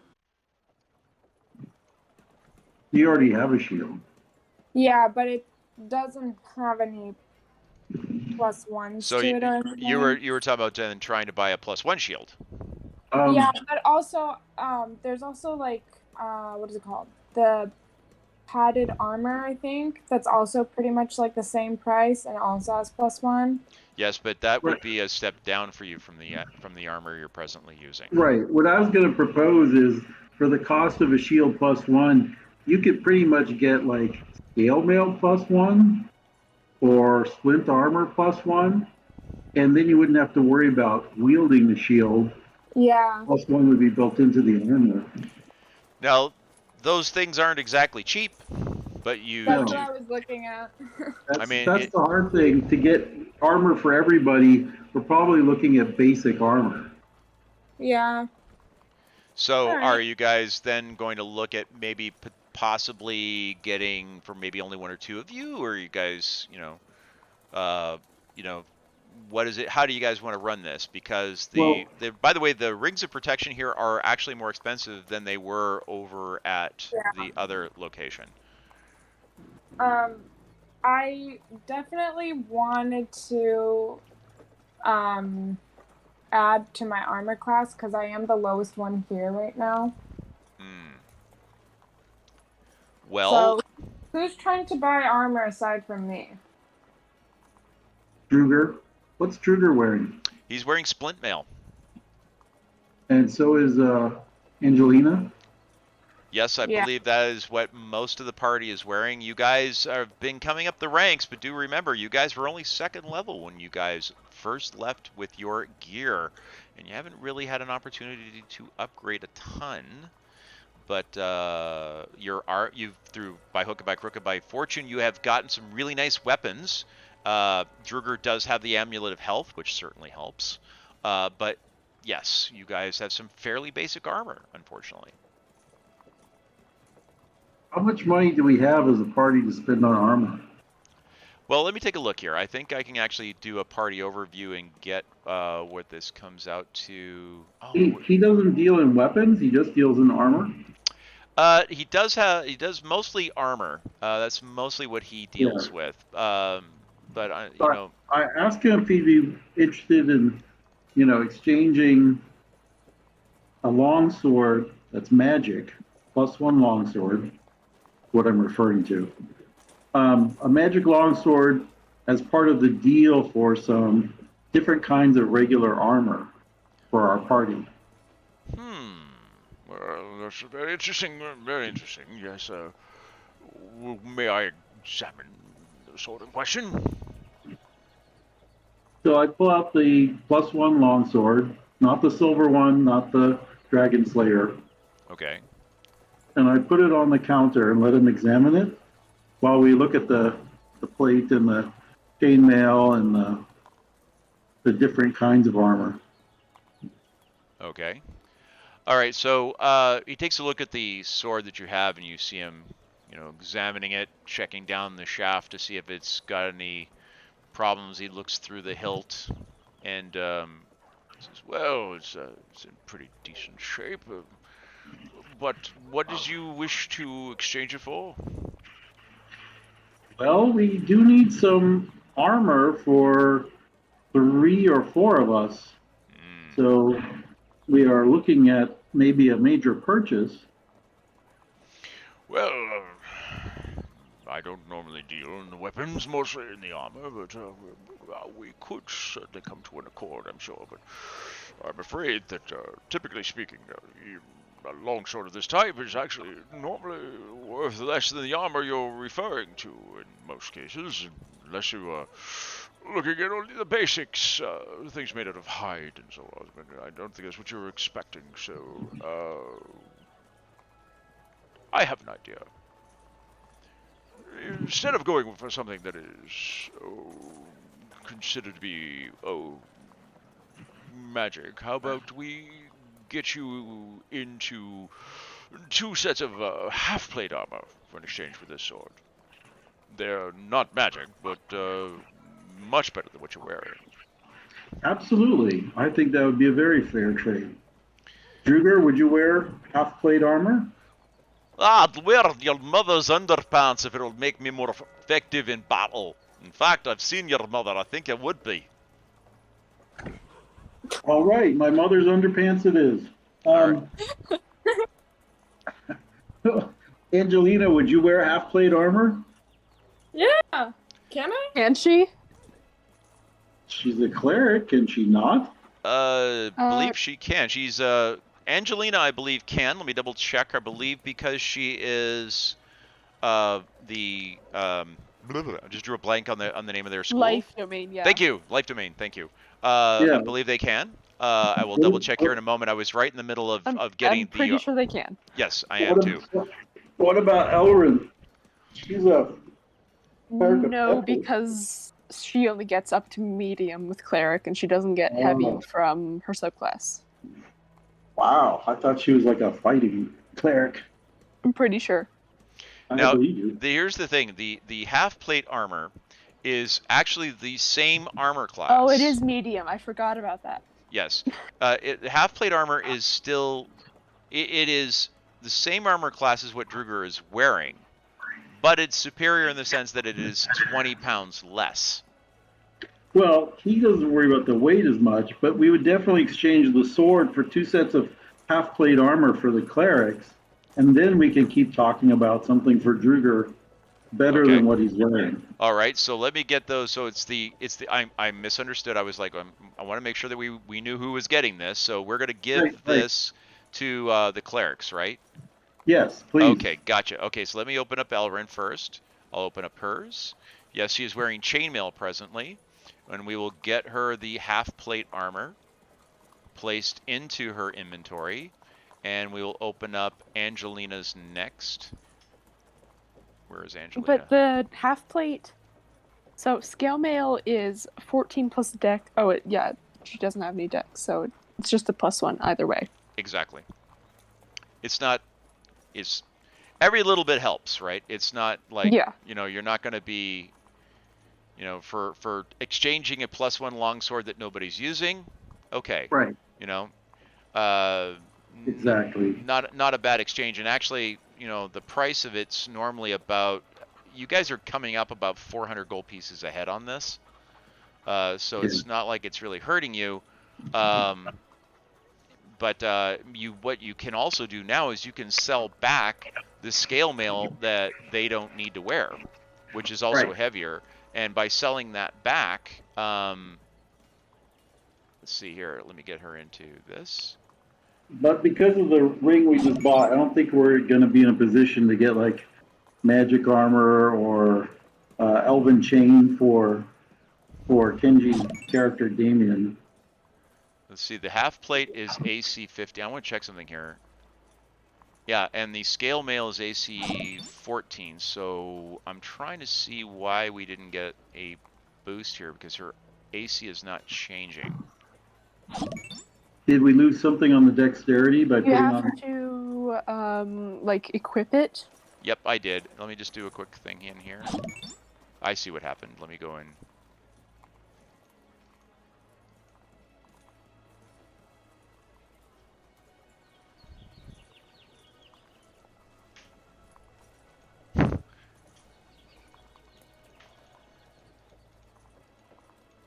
Okay, unfortunately,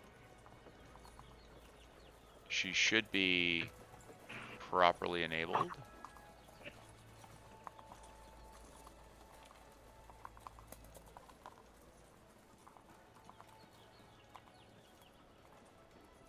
Here we are.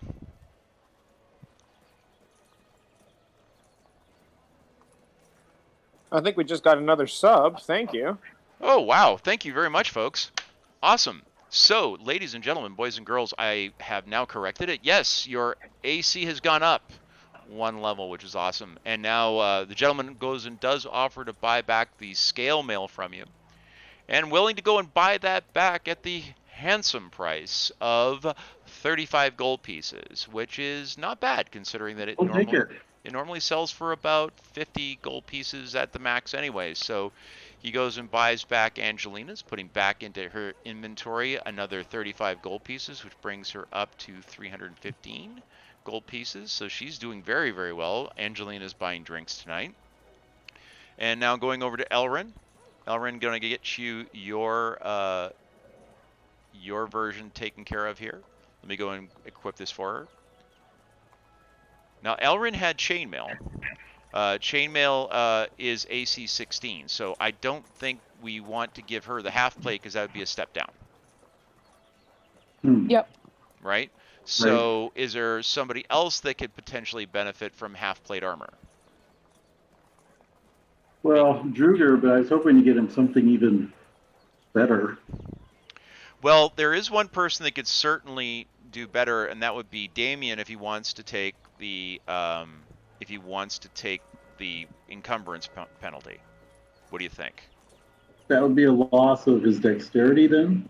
He would take a dexterity, I think a minor one though. It's not huge. Actually, if it's anything more than 3, I would probably have an issue. Actually, because it's half plate, it's not as bad. Oh, good. So let me take a look here. Work out the math. Wait, what is he wearing currently? I'm wearing a chainmail, I think. Yeah, a chain shirt. You're wearing a chain shirt, so there's no stealth penalty. Okay, that's which. So let's see. How does he have 2 AC on top of that? That he's got Ring of Protection and his bonus and this.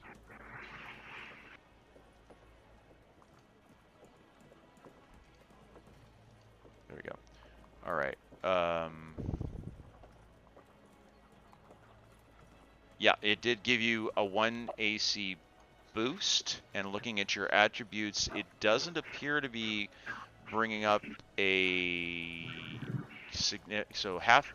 I think the half armor, pardon me, the half plate isn't as restrictive, so it doesn't appear that you're taking a serious detriment from that. Either I will check the stats right now to make sure that that's It correct. does have disadvantage on stealth. Yes, on stealth, but not on not a dexterity one. Not with respect to like. Fighting. Thank you. I'm trying to read and talk at the same time, which I'm lucky if I can chew gum and walk without hurting myself. Yeah, the penalty would be on stealth, but unless we got Elven Chain, that's But I was always just going to say, one of the things that bear in mind is, and I'm not trying to metagame for anybody here, but have you guys really been using him for stealth a lot? That's been something I think you've been kind of offloading to Cauldron a lot more. But it's up to you guys.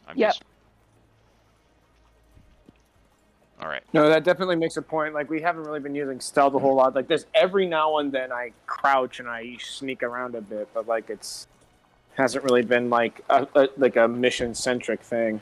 Right, and so what ends up happening then, because of the detriment you would take from this armor, you would essentially be rolling at even Stevens, right? You would lose the benefit that you have through your natural stats, which would take you down to even Stevens, or you're rolling at disadvantage. So you never know. It's up to you.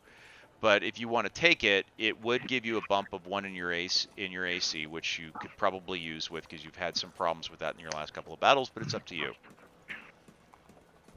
You know what? Let's. I just want to make sure. Does anybody else in the party need this plate mail? Well, there's nobody else really that can wear it. That needs it, except for possibly Druger. Druger could wear it. Because it is slightly better than what he's wearing. Actually, no, it's not. It's no better than what he's wearing. In fact, it's worse. Well, if that's the case, then I guess I will wear it. Okay.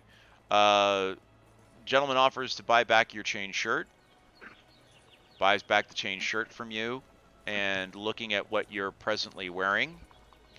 Unless Cauldron, did you want to take the chain shirt? I think it's medium. Yeah. Oh, okay, good. Right. So no sense there. Damien, he gives you 30 gold What pieces armor do for you it. have? Sorry? I was asking Cauldron what armor she's wearing. I think I'm wearing studded leather, Oh, Yes. good. which is the Okay. best light Yes. armor. Soft and supple. Soft and Right. supple. So only studded leather +1 would be an improvement. Thank you. I'm trying Pretty to much. move But things with around without making mistakes here. I haven't attuned to the ring of protection yet, and I'll do that Yes, when I get the time to. you probably would like to do that. Damien, you have attuned to yours, and it is in your possession, so you are already getting the benefit of that. Noise. So that's already working for you. Let's see. What any other things you guys want to buy? I mean, you have pointed out correctly so that Druger now probably has the worst AC out of the party, with the possible exception of the thief. Sorry, rogue. I know you guys don't like to be called thieves. Yep. Just taking a quick pass through. Yeah, Druger and Angelina have the two lowest. No, and even she's going to have a higher one than he does now. As we go and give her the half plate. So how much Shield. money are we looking at remaining for the party? Just looking through what you guys have left. Angelina's got about 315.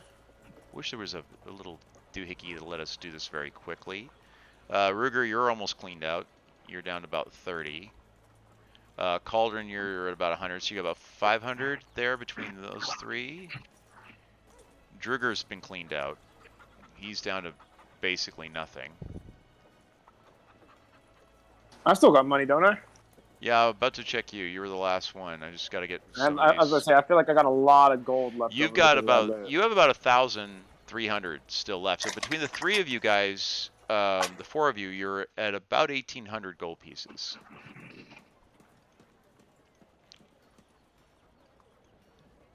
Now that you guys have sold some of your stuff back to this guy, you're sitting at about, like I said, you're sitting at about 1,800, just doing the math on the back of a cocktail napkin.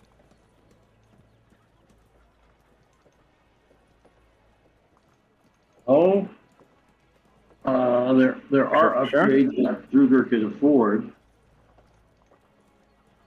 Oops. All right, what do you think then? Taking a look in here.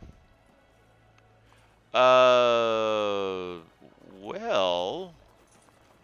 let's see. His AC is 7. What he's wearing right now is AC 17, right? So it's really hard to get anything in there for that kind of money that's really going to make a huge improvement for him. What about the adamantine chainmail? What kind of armor class? That's 16, so it's no improvement. The adamantium splint is the same,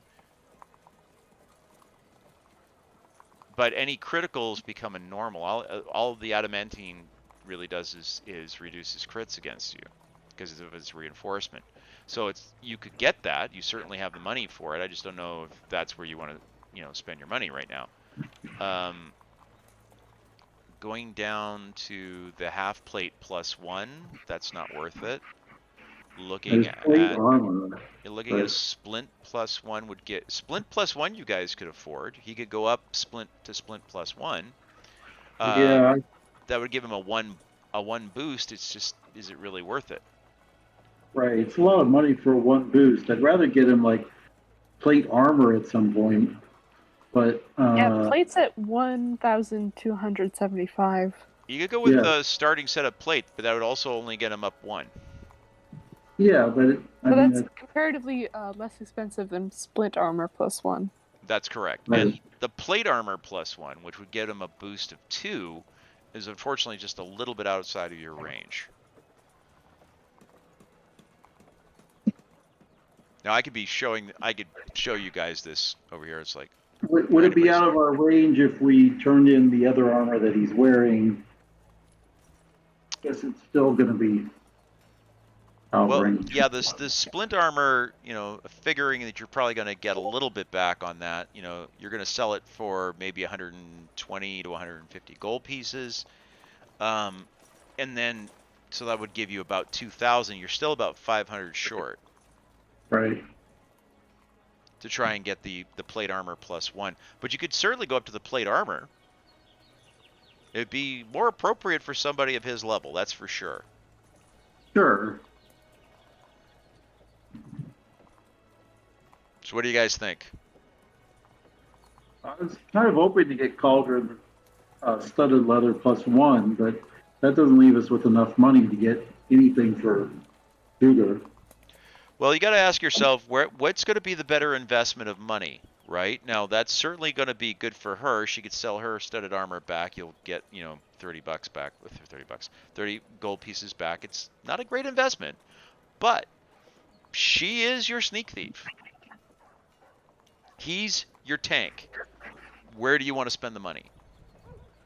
I mean, but I also have an ability where I can half the damage against one attack per turn. Right. We need to get him the best armor we can because he's taking the most damage and hits for the party. I agree. So I agree as well. So what's the consensus of the party then? Plate mail for your tank? Yeah, I think so. Let's plate him. All right. Yeah. Plate armor it is. So Damien, hate to do this to you, pal. What's up? You're down to 15 gold pieces. It's for the greater good. Yar, the greater good. Yes. Angelina, you're down to 15 gold pieces. That gets you up to 1,600. Druger has nothing to add to this, unfortunately. We take Elrin down to 15 gold pieces. You're now at 1,700. We only need 100 more. Have my 30. And Cauldron will take you down to 86. And that's our 1,800. Hey, All right. it's the whole reason why we went to the trade place and everything. Well, you know what, though? It's only, he looks at you guys, and you guys have been so, great to work with. He gives you guys a discount. So, it's not enough still to get the plate mail +1.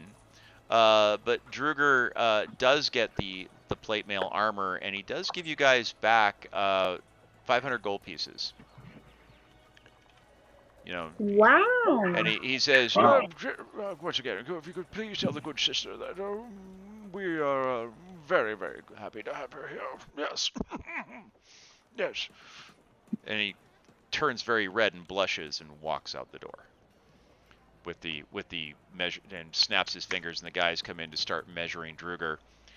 They're going to repurpose and replate up, obviously, through the magics of the time that we're in. It doesn't take the 3 months it would normally take to get your armor. Your armor will be ready at the beginning of the next day.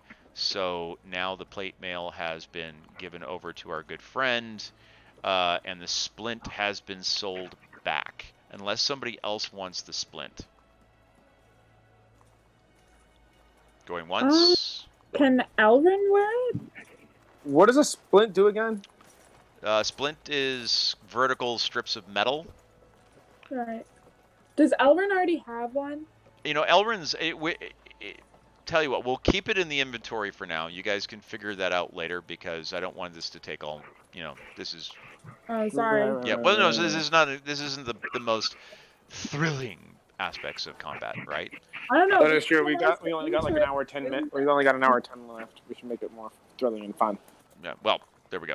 So, yes, you guys have gone through, and now you have slightly better armor for the party, and Druger now actually is not the weakest armored person in the party now, which is kind of a nice thing. So, So we did what we set out to do. Yes, you guys have all of the new gear that you were looking to do. You've sold off a bunch of your excess equipment, your excess loot, and you've everyone's got a little bit of a bump now. Everyone's got a little bit more sass, a little bit more pizzazz, and a little bit of a higher chance to being able to succeed. Remember, a miss is a miss. It doesn't matter if it misses by 1 or if it misses by 10. It's still a miss. So every Doesn't little matter if you win by an inch or a mile. Winning is winning.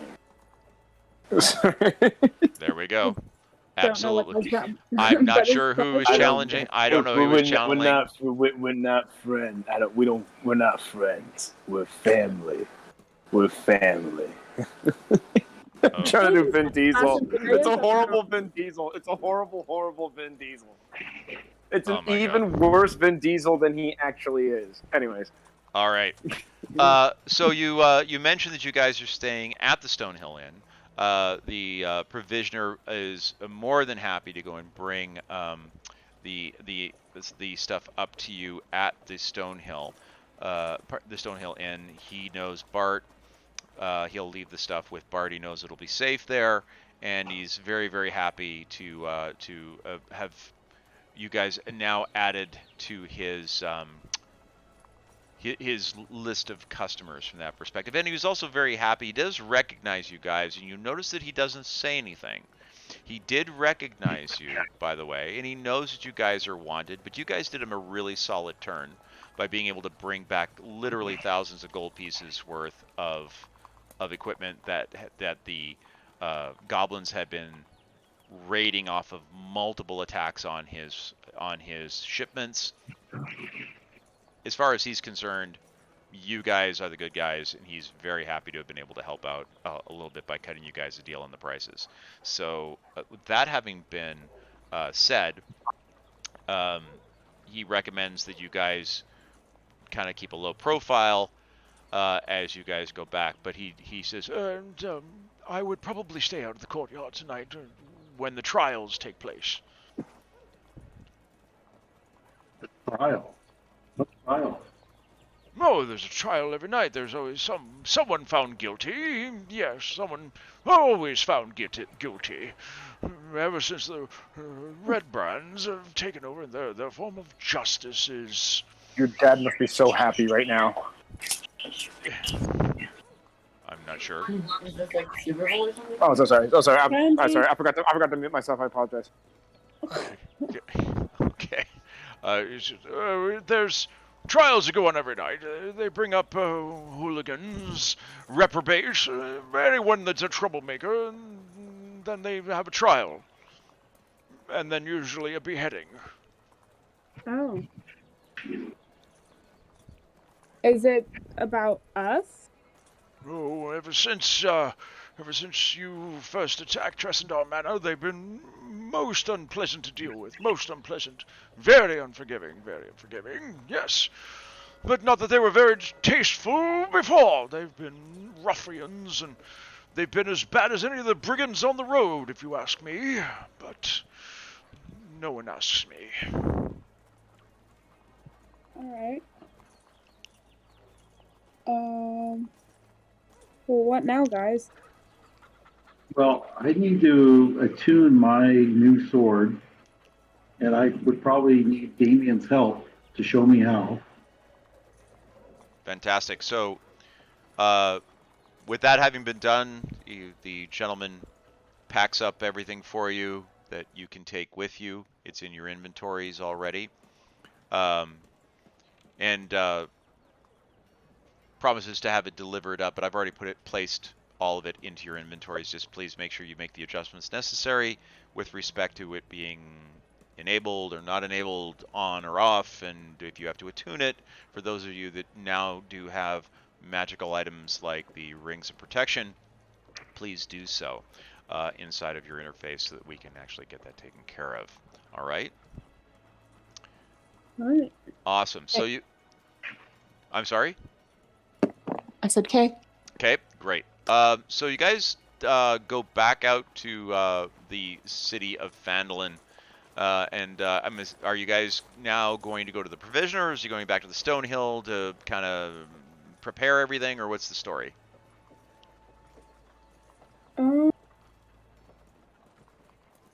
Why are we going to the provisioners again? Well, you guys, I don't think you guys have anything left to sell at this point, quite frankly. Right. But yes, so you guys come out of Lion Shield coaster, and you make your way back up through the city, trying to get over to the Stonehill Inn. Once again, let's go and roll the bones and see whether or not you guys are going to be running into any unwanted attention. 19 or 20, you guys end up having an encounter, and as we roll, it's a 10. So you guys, wonderful little bit of tension there, but Thank you guys God. managed to make it all the way back up. It's about 3, 4 in the afternoon by this point. You're noticing that some of the shops have actually closed up here in the courtyard. A few of the merchants have already packed up for the day and they've already left, but you notice that there seems to be more activity taking place on the platform that was erected in the center of the courtyard itself. As you're walking by, the smell of incense coming from the shrine is quite intense, indicating that it seems that the rituals that the good lady said that she was going to be performing on Sildar are probably still going on. But nonetheless, are you guys just going to be happy going into the inn, or are you guys going to go anywhere else, or are you guys okay with going in there? By the way, is anyone going to connect back with the centaurs that are over waiting in the orchard? Did they say they were going into the stables to hide? Are they in No, the orchard or the stables? no, they were staying over in the forest, part of the orchards, right over here. They were going to hang out here in the orchards area, Yeah, which so they're going into the city would attract way too much attention. So they're staying in the forests and in the trees, and they're actually staying much further to the east, which is a little bit off the map here relative to where there's the forest actually picks up. There's the orchard, a little bit of clearing, and then the forest picks up, and they're kind of staying closer to the side where if they needed to beat feet or beat hooves, as it were, they could make their way back into the forest very, very quickly. yeah. I was gonna wait to see how Sildar is Yeah. and get information from him before we kind of cut out, either in the cover of darkness or like early in the morning the next morning, Okay. and then go connect up with them by skirting around Fanlin instead of right through it. So would anybody like to actually check in with the Temple of Luck to see how Sildar's doing? Yeah, I will. Yeah. Okay. You guys enter over into the ruined courtyard of the Temple of Luck. The smell of incense is quite strong now. You can hear the lyrical chantings of Lady Gariel coming from back inside of the cloister behind the altar. And you can hear her sing-songy voice soothing as she continues to attend to your fallen comrade Sildar. After you guys showing up there, it's as if she can sense your presence. The lady Gariel comes out and she looks extremely tired, extremely worn out. As she comes around the corner and sees you, well, children, I am so glad to see you here. It warms my heart to see the care and the concern you have for your fallen comrade. Take heart in knowing that Sildar clings to life. It will take time, but I do believe he will recover. But it will be several days before he finds himself on steady footing again. If you can stay in town, he will be probably with us by the rise of the weekend, but I'm afraid not beforehand. It will be impossible for him to even regain consciousness to speak. I see. He has been grievously wounded, sister. She puts her hand on your shoulder and leans into you, and she goes, he has been touched by necrotic undeath. And you know what that can do to a man's soul. into a man's vitality. If we try and rush him to his feet too soon, the Grey Death can come back for him unexpectedly while he is out in the wilds, and he could find himself becoming one of the army of the undead. We cannot allow that to happen to such a good man as our good friend Sildar. Of course. All right. But he has been muttering names in his sweaty battle with the necrotic damage to his soul. He keeps saying something about Murmansk. He keeps saying something about a key. Do you know what he is talking about, child? We do actually. Does this make any sense to you? He keeps saying she's there. She has the key. Does that mean anything to you? I mean, it must. I mean, we are looking for a key. Who's she? Who's she that he's speaking about? Is there anything more he said?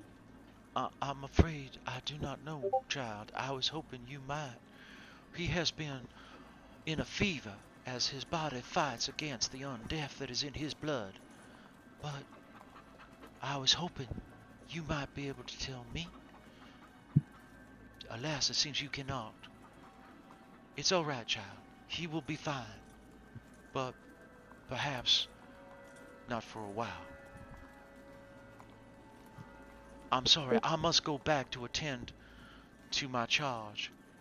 Of course, feel free to pray at the temple, leave your offerings, but I must go attend to our good friend. I understand. She bows to you guys and walks back into the cloister, and you can hear her pick up the sing-song lyrical chanting as she begins to try and remove the damage that was done to him by whatever denizens it was that he fell up against.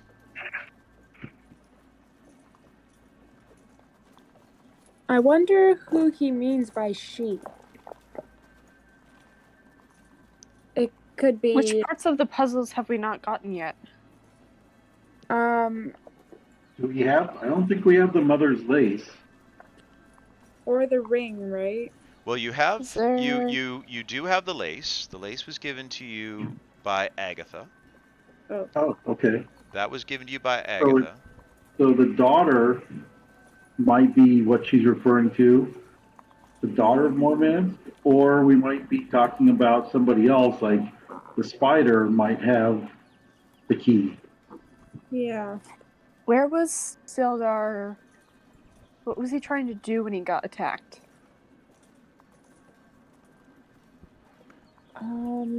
Druger's like, what? Well, he left us at that catacombs. Didn't he say he was going forward to look at our next location? Right. What did he call that? Stonehome or what the hell was? Axel? Oh, that's right, Axholm. Ah, you think I'd have remembered that? As he says, as he starts rubbing the axes that are strapped to the bandolier on his chests. So we should probably get over to Axel as soon as we can. Should we wait till the morning for Druger's armor? Yeah, definitely. Armor and weapons. Yeah, the falchion and the armor will be delivered in the morning. They will take the rest of the day to make and to get properly set up. In the meantime, as you guys are standing at the front of the Stone Hill Inn, you pick up the pungent yet delicious aromas coming from Bart's kitchen. Bart obviously is outdoing himself today, as you can smell what smells like roasted onions or possibly garlic and a tangy but yet vibrant smell. You're fairly certain he's making his famous dish that comes from a faraway land. Very exotic. I believe he calls it spaghetti and meatballs. How exotic. Yes. Not normally served in these parts, and no one really wants to ask what meat is used in the balls. Oh, okay. Alright, so we're heading over there now, right? Yes, you guys are going over to your very favorite place, the Stonehill Inn. 1 second, Kevin. I couldn't find the Ring of Protection in Cauldron's inventory. Oh, must have gotten that. Okay, was that given to you by somebody else, or did you guys buy that? I just want to make sure I knew where it came from. You guys bought No, I that? think we Yeah. traded it for the loot, and I think it went directly to Cauldron. Okay, I'm sorry, I must have accidentally dropped it. I will give it to you right now. Everybody else, check your inventories. Yeah, everyone check, make sure I didn't drop it on the wrong person. I don't think it's in mine. I did remove the longsword +1, but I deleted it. I didn't remove it. So That's fine. Yeah, that's fine. That can go to the guy at the Lions Field. Okay. Colin, you don't have it. Angelina, you don't have it. Yep. Okay, I must have just goofed. My apologies. Yeah, nobody's got it. Okay, sorry. Let me get that to you right now.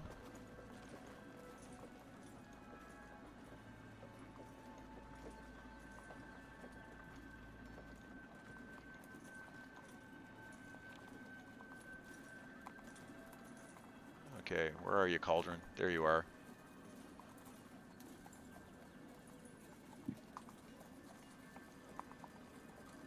Oops. No, I see what I did wrong.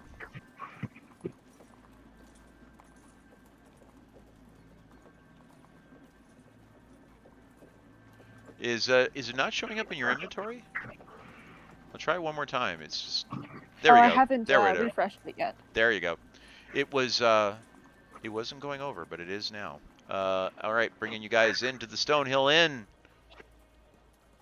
And as we go into the Stonehill Inn, yes, in fact, as you go in, you can smell the delicious aroma pouring out of the kitchen as your favorite half-orc is slaving away behind the counter. You can see by the big beaming grin on Molly's face as she runs back and forth that she is just as happy as everybody else to know that there will be spaghetti on the table tonight.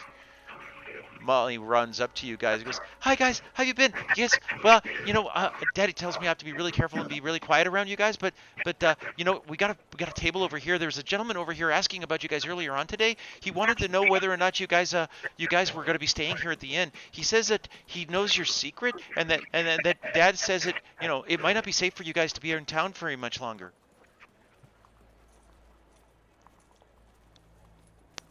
Thank you, Molly. I give her what copper I have left. Maybe we should stay out in the stable tonight. Just an idea. Did you get a name or anything? No, Daddy didn't give me a name on them at all, but Daddy said that if they came in, he said something about reaching down into their stomach and pulling out their butthole through their mouth, but I don't remember exactly what he was saying. He gets kind of funny when he starts talking like that. But, I don't speak Orc really well.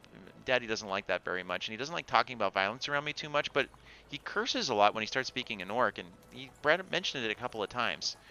But he said for you guys not to worry about it, that he's got your back. Don't worry. Bye. She goes running back off into the kitchen. All right. Yeah, it's probably a good idea not to stay there tonight.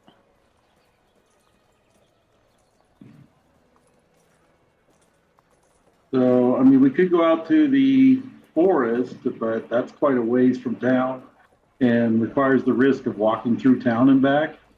So maybe we could ask Bart if we could just stay in the stable and he could send Cougar stuff out there when it comes in. Well, maybe pretend it's tack. When Molly goes running off into the kitchen to let her dad know that she delivered the message, and you hear the unmistakable grunting of the soft-spoken half-orc. He comes walking out from the kitchen, stands up to his full height, and comes walking over to you guys and leans over so you guys can hear him.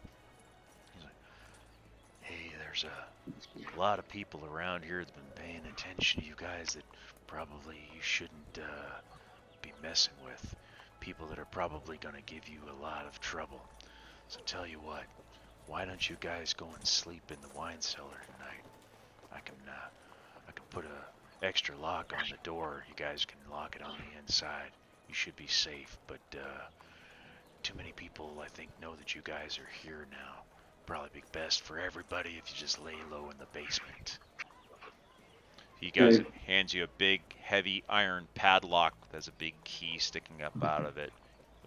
Don't worry, I'll have Molly bring down the spaghetti downstairs. You guys won't be hurting for food, I can promise you. With that, he goes and throws the towel back over his shoulder, goes stomping back over to the kitchen, ducks down, makes his way in through the entrance into the kitchen door.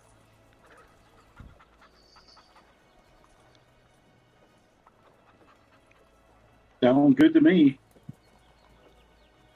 So you guys go and get some of your provisions and take them down into the basement area. You had almost everything with you to begin with. You only had a few things left back in the room. Bart is leaving the room in your name. He's not renting it back out. He is, in fact, leaving it up there. But you all go downstairs into the wine cellar. There's tables down there in the basement where Bart uses for taking the large casks of wine and ale and setting them up into smaller containers to go and serve or sell upstairs. So you're not hurting for places to eat, but clearly sleeping down there is going to be a little bit cramped. It's dark, it's dingy, it smells of stale wine and stale ale, unfortunately, so it's a little fragrant, as it were. But the hot plates of spaghetti and meatballs come downstairs along with extra helpings of black bread and big flagons full of spiced wine that's been warmed up specifically to match the temperature of the spaghetti. You eat a hearty meal and get yourselves refreshed and then go through your evening rest. So Ruger, that one spell that you ended up having to go and use, I'm going to go ahead and give you a long rest. It's now a new day and you've now found yourselves back to your regular capabilities.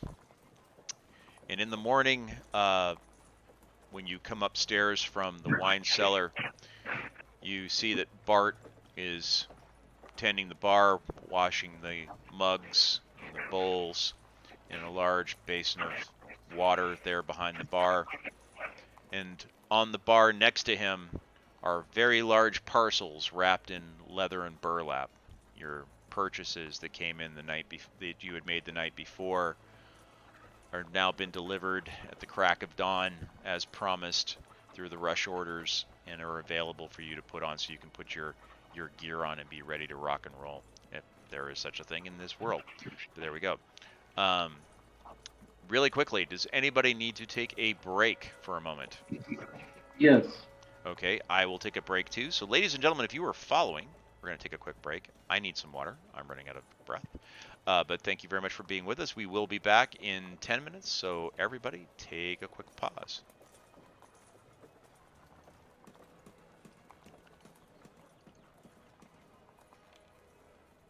All right, folks.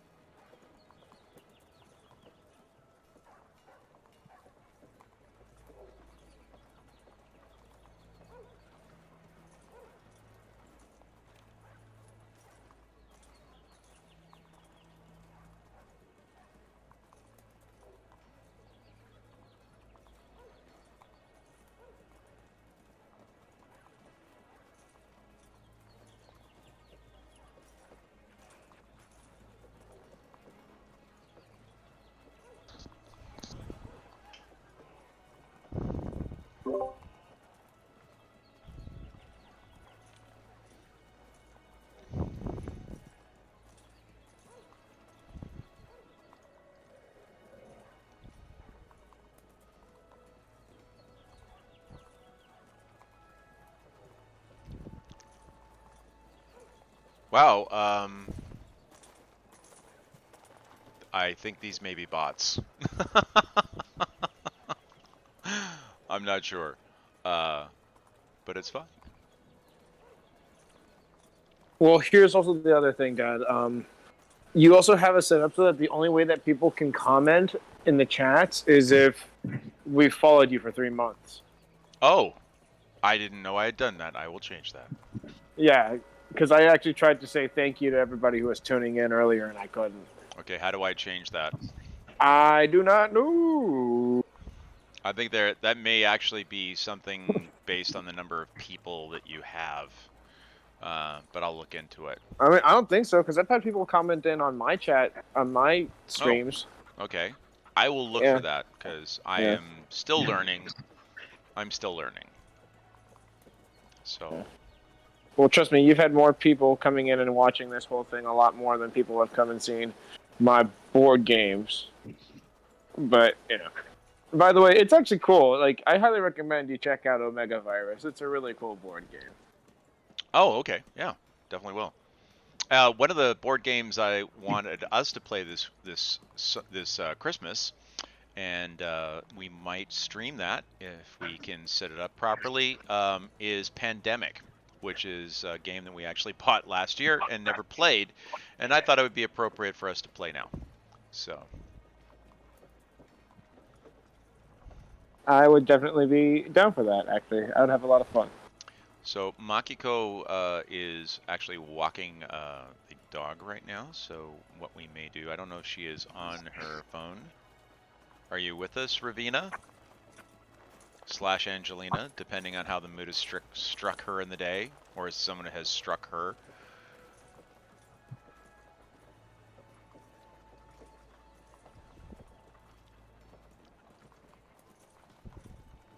Okay, I don't think she is back yet. Do we have Eva back? We don't have Eva back either. Steve, are you back?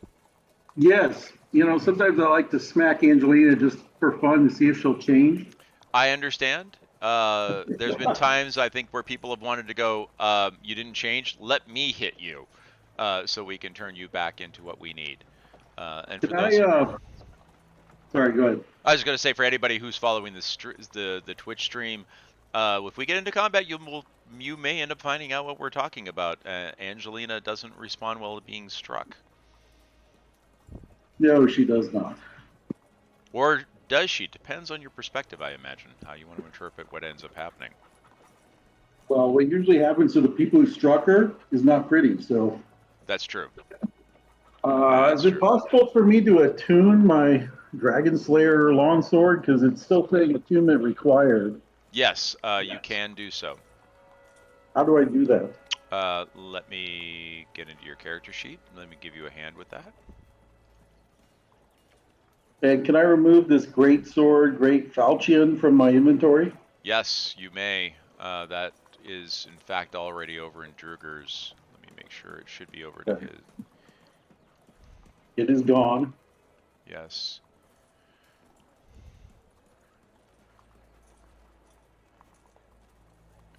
I was just going to move it over, but when you deleted it, that gives me an extra step. That's okay. I will Sorry. just. It's okay. I thought you were saying it was over in his inventory. No, it's all right. It basically is a great sword that is a falchion, so it is all right. Will it help him with his attacks? Is it any better than his battle axe? Depends. There's times when it might be worth examining having. So I've been having trouble activating the Ring of Protection. Okay, let me take a look I at it. have it. I think I have it enabled or like equipped, and it was originally on doesn't require attunement, and so I moved that to attuned. Okay.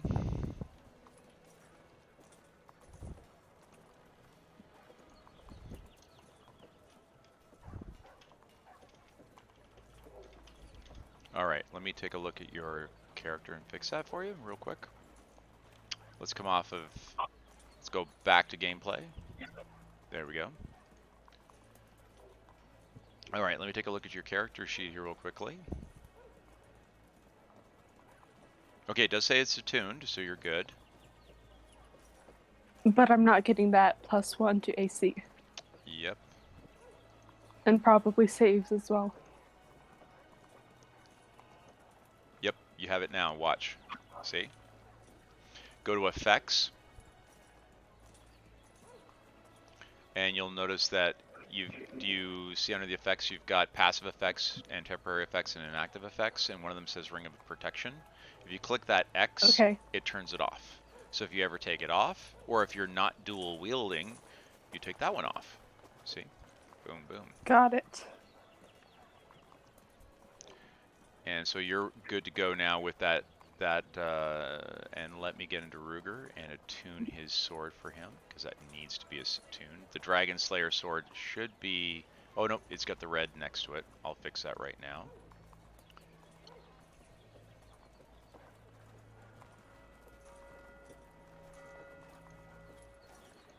There you go. It is now attuned to you, sir. Great.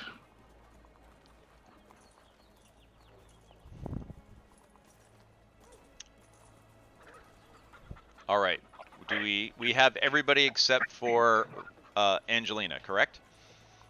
And I explained to her that I would go ahead and proceed without her, so I will be covering her for the next couple seconds until she gets back with the dog, if necessary. So, it is now morning. You guys have come out, as I mentioned before. Gear is there. Everyone's gotten their gear on. Everyone is prepared to leave the building to go where you might go.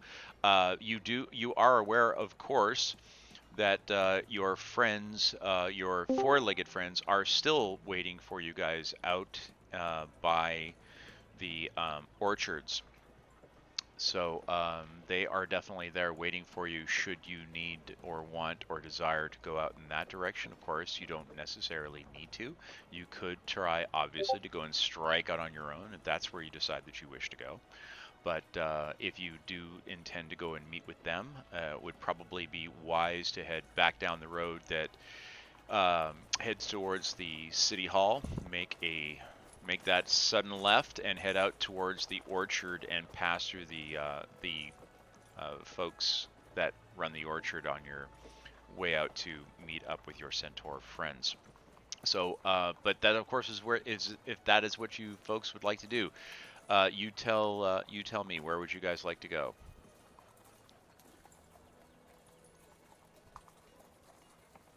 I'm trying to think. So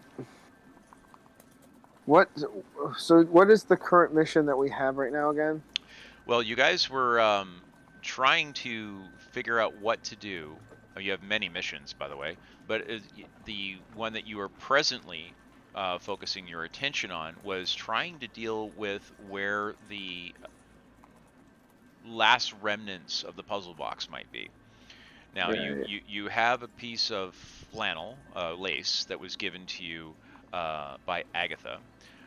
You were given the instructions on how to open the puzzle box by the Nothic. He gave you guys the ability to do that, and he gave you half of a key at the same time.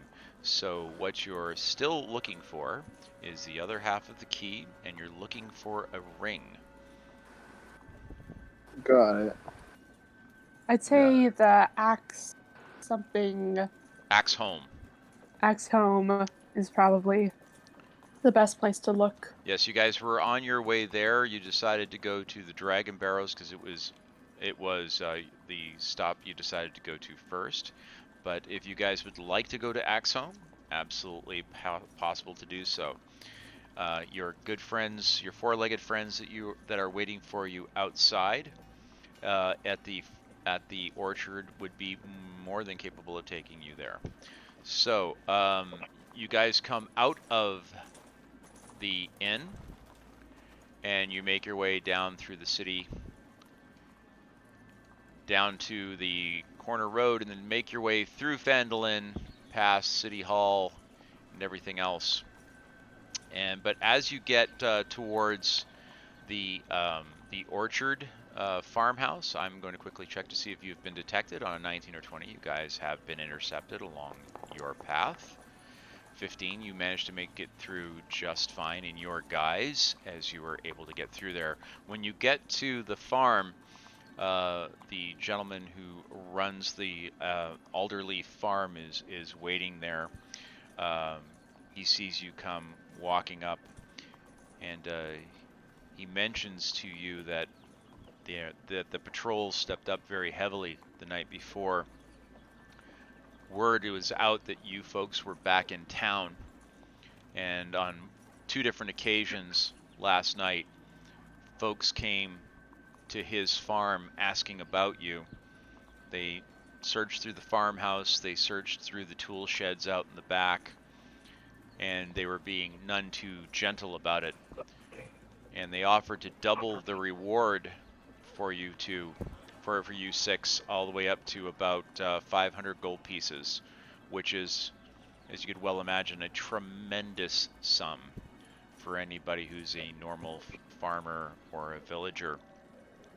But well, Quellen, he used to be an old warrior, and he's not about to go and easily turn tail and run, and he's certainly not going to go and turn his back on an ally, which he sees you guys as after you managed to rescue the sheriff's daughter and the sheriff's wife and help him get them out of town so they didn't get sold into slavery.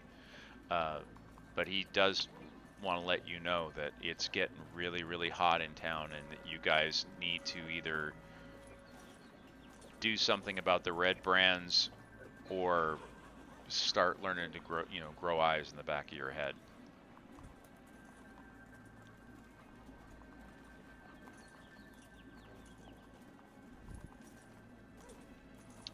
That having been said, the missus comes out, provides you guys with some victuals to take with you on your trip, and a big bushel of apples to share with your 4-legged friends. And you guys proceed out the back through the forest, where you eventually rendezvous with your friends. the centaurs who were waiting for you, as they had mentioned, out in the forest. They ask, Is Sildar with us, or is he just still getting well? Sildar is still getting well. He's still recovering back at the shrine, and according to the good sister, at least 3 or 4 more days of convalescing in order to get over what had happened to him. Whatever necrotic poisons were flushing through his system, he was in considerable trouble and in a lot of danger of potentially not surviving it. But fortunately for you, he's not dead. So that's the good news. The good news is he's alive. The bad news is he's not in great shape. But be that as it may, your newfound friends are willing to go and ride you guys out to where they found the good knight, which was not actually too far away from Axe home. All right. Oh, since it's a new day, should the clerics like prepare spells that may be good against the undead, since Sildar's apparently attacked by them? That is a good point. I'll let you guys take an opportunity for the clerics to change their loadouts. Let me quickly give I'd you. highly recommend Spirit Guardians on at least one of you guys. And seeing as how I would probably say let's put that on Angelina. Is Angelina in here? Do we have? She's not here. Okay, hold on a second. Let me give her her icon. Where are you, Angelina? There you are. All right, so Angelina, if she gets smacked in the head in the middle of combat, may turn into Ravina, which means that even if she has Spirit Guardians, she might not have Spirit Guardians. You might not have that as a party. So Elrin opts instead to go and make that part of her spell book. So she opts to go and have that turned on for her. So looking at her available spells. Do they have magic weapons? Let's see, Elrin. Well, let me deal with the spells first. I think she does. Okay. I think she does. I guess regardless, I'll give them the whetstone that will change their weapons magic. So she is preparing Spirit Guardian, and she is unpreparing. Wow. Call Lightning. Well, she can't. That's something that's always ready for her. So she's gonna unmemorize that one. So she doesn't have Zone of Truth. And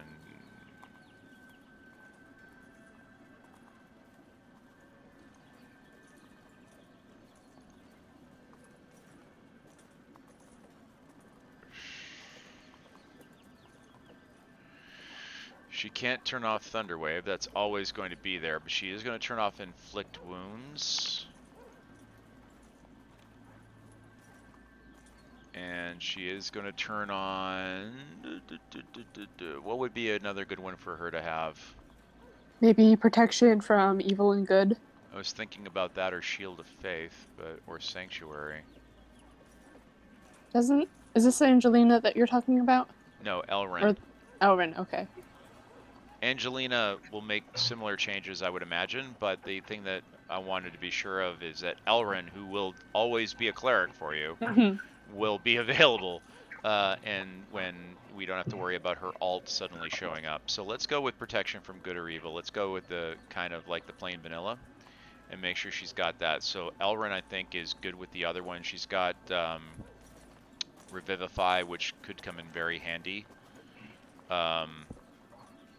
If under the current, maybe Revivify isn't the best one. Let's go with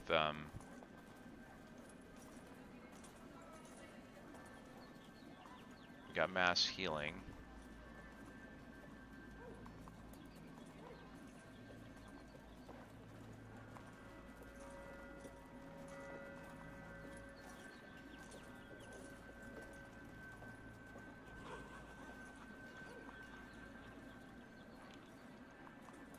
Let's go with Aura of Vitality.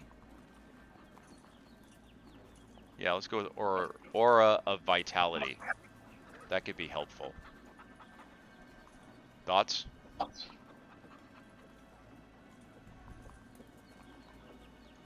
All right. Silence is acceptance. Aura of Vitality, you said? Yeah. I mean, is there any particular reason why it wouldn't be good or to have? Or Well, it's good because it can provide healing and basically an HP boost to everybody who's within the effective range. that sounds pretty useful to me, I guess. I mean, I don't know. Mass healing spells would be good. So would Yeah. mass protection spells. Yeah. Go with protection from poison. We got Prayer of Healing. Turn that one off.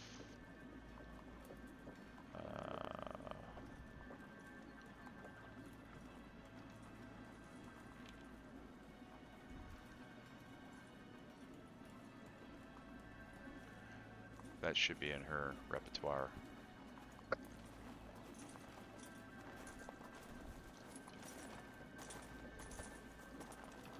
All right. Do we have Angelina back yet?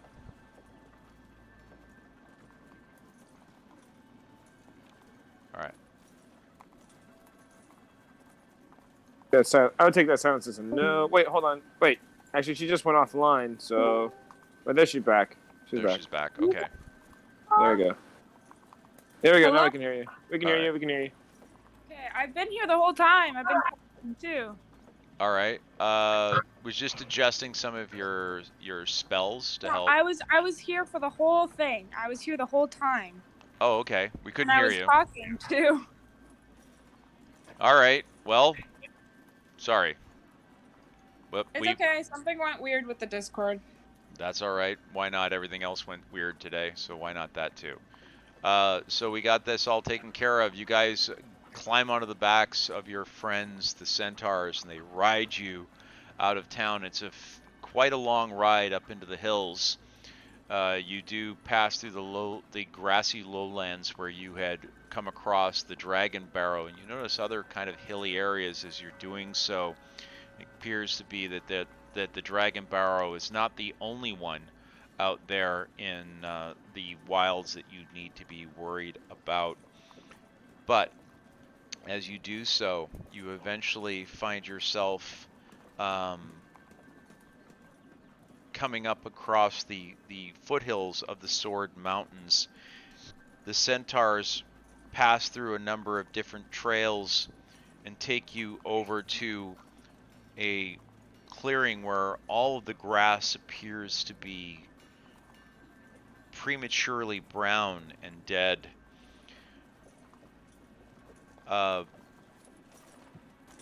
Ruger, your divine sense, do you need to turn that on, or is that always active?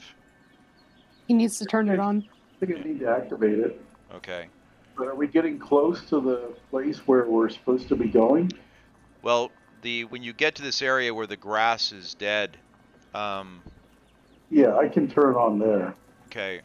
As you do so, you get a very strong sense of the undead being present. There's that sour, tangy, pungent smell that you pick up on whenever they are present, and it comes from directly ahead of you at the foot of the hills that are proceeding just to the north of you as you move your way deeper into the hillside.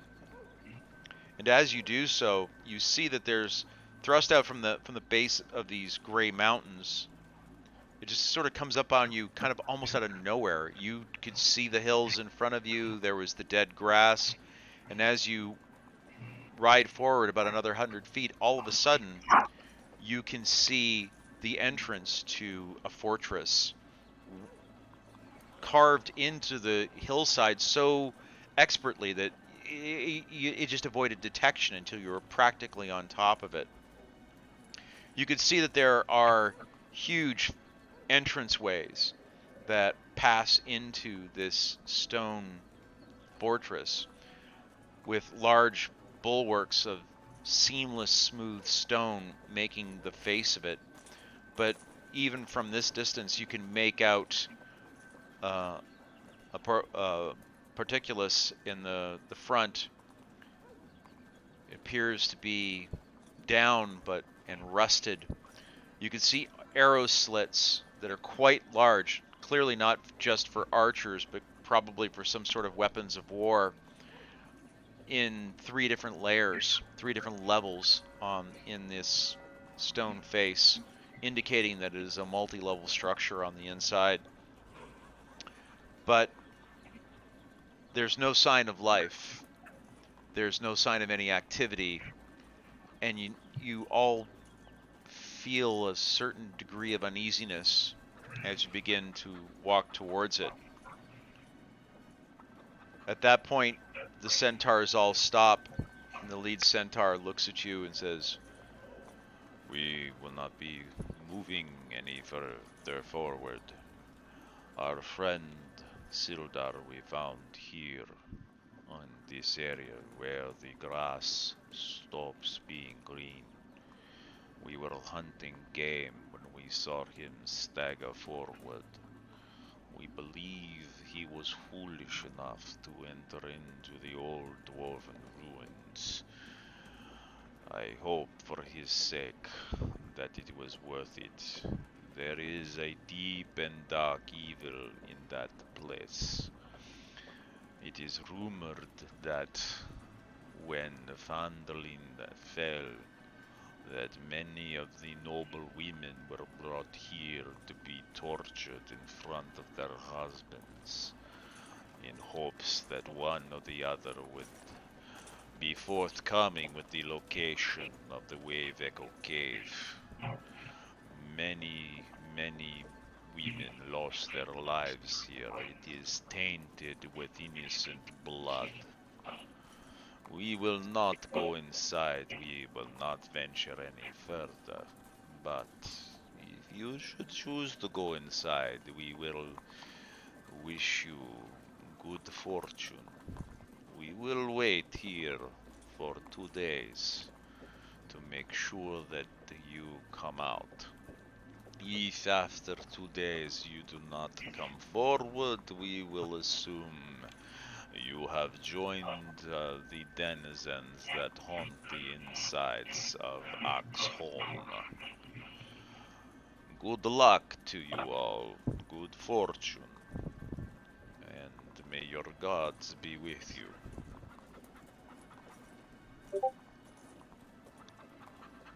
Thank you. And with that, he lets you down off of. They let you down off of their backs. They pull back away from the grassy area and let you know that they'll be setting up camp just at the edge of the forest as it approaches this plain area. They have clear visibility of the hillside. They can see it from the edge of the forest, so if you come out, they will see you and they will know that you're there, but they absolutely are not going to venture into there any further than they absolutely have to.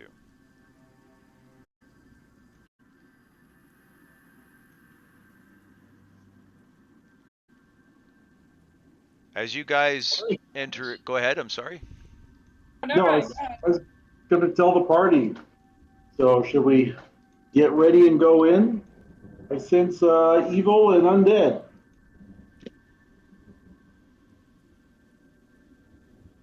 What are we waiting for? Yeah, I think we can go. Excellent. Do we want to cast any long-term spells right now? Like, anybody have like an aid or a group spell that would last for a long time? I believe I have an aid, or maybe I have bless, and I'm getting those confused. Let me check. Bless is pretty short. I'm not sure aid lasts that long. I think aid is like 8 hours. Yeah, maybe. eight. Oh, really? Yeah, 8 lasts a lot longer than Bless does, I believe. Bless is like 10 minutes, I think. I do not have aid. Bless is 1 minute, Yeah. and Spirit Guardians is 10 minutes. Just saying. No, I don't know how long it'll take for us to find any enemies. Yeah, I'm going to cast Aid. Um, I hate it when it does that. Okay, hold on a moment, guys. It tried to give you guys way too much I don't. visibility on Yeah, me. It really pissed me off when it does that. I can just see the treasure chest, but I can't see anything else.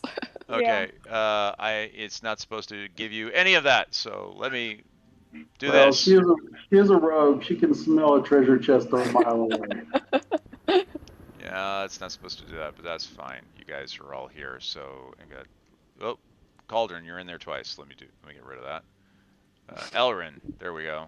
That really ticked me off, but oh well. What am I gonna do? It's okay. We didn't see anything. Yeah. All right. Okay. So you guys find yourselves standing. You walk down towards where the smooth walls begin. And as you enter, you can see down a long corridor. This is really ticking me off. One moment.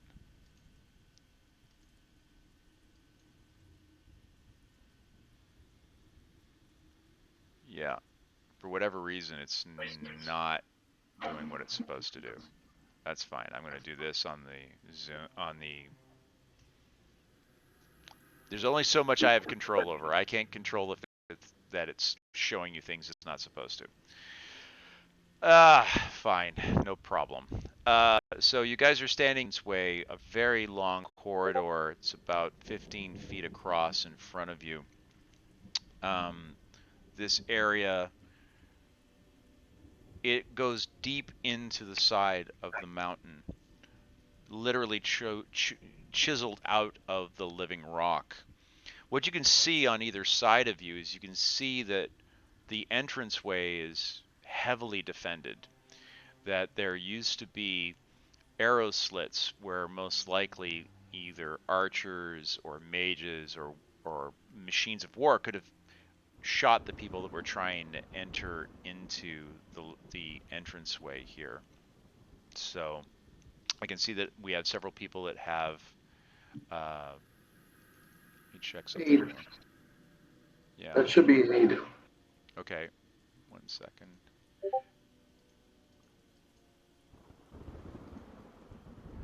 I know what the problem is.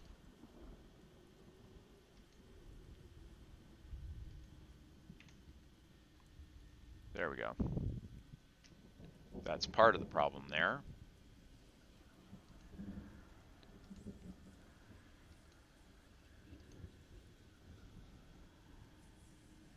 That helps. Only slightly, but at least it helps a little bit. Let me check something here.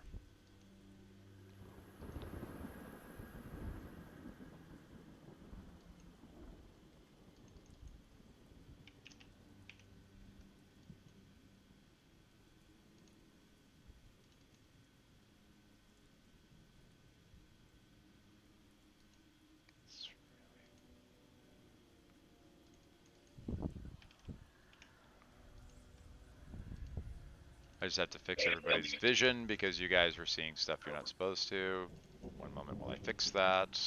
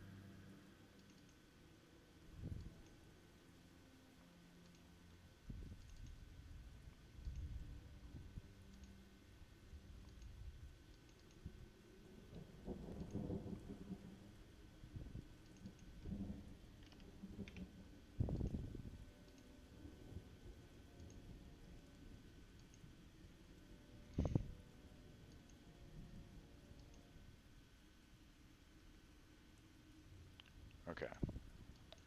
That's the best I can do for the moment. All right. As I mentioned, you guys can see in through the entranceway. You can see that there's all of this stonework ahead of you.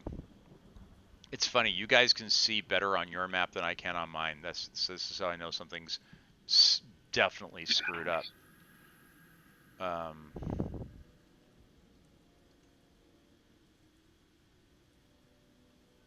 That is really ridiculous.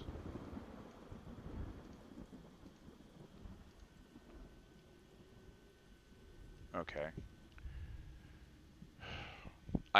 I'll fix this later. I'm not exactly sure why the DM doesn't see as well as the people. The people see better than the DM. I'll figure it out later. Anyhow, like I said, you can see ahead of you, this line here, there is a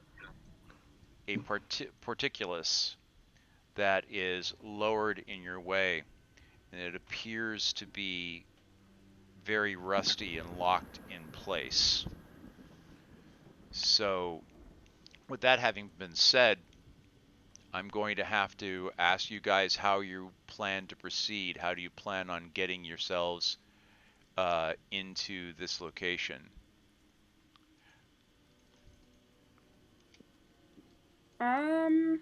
So shall we have the dwarf and maybe the former dwarves look for other entrances?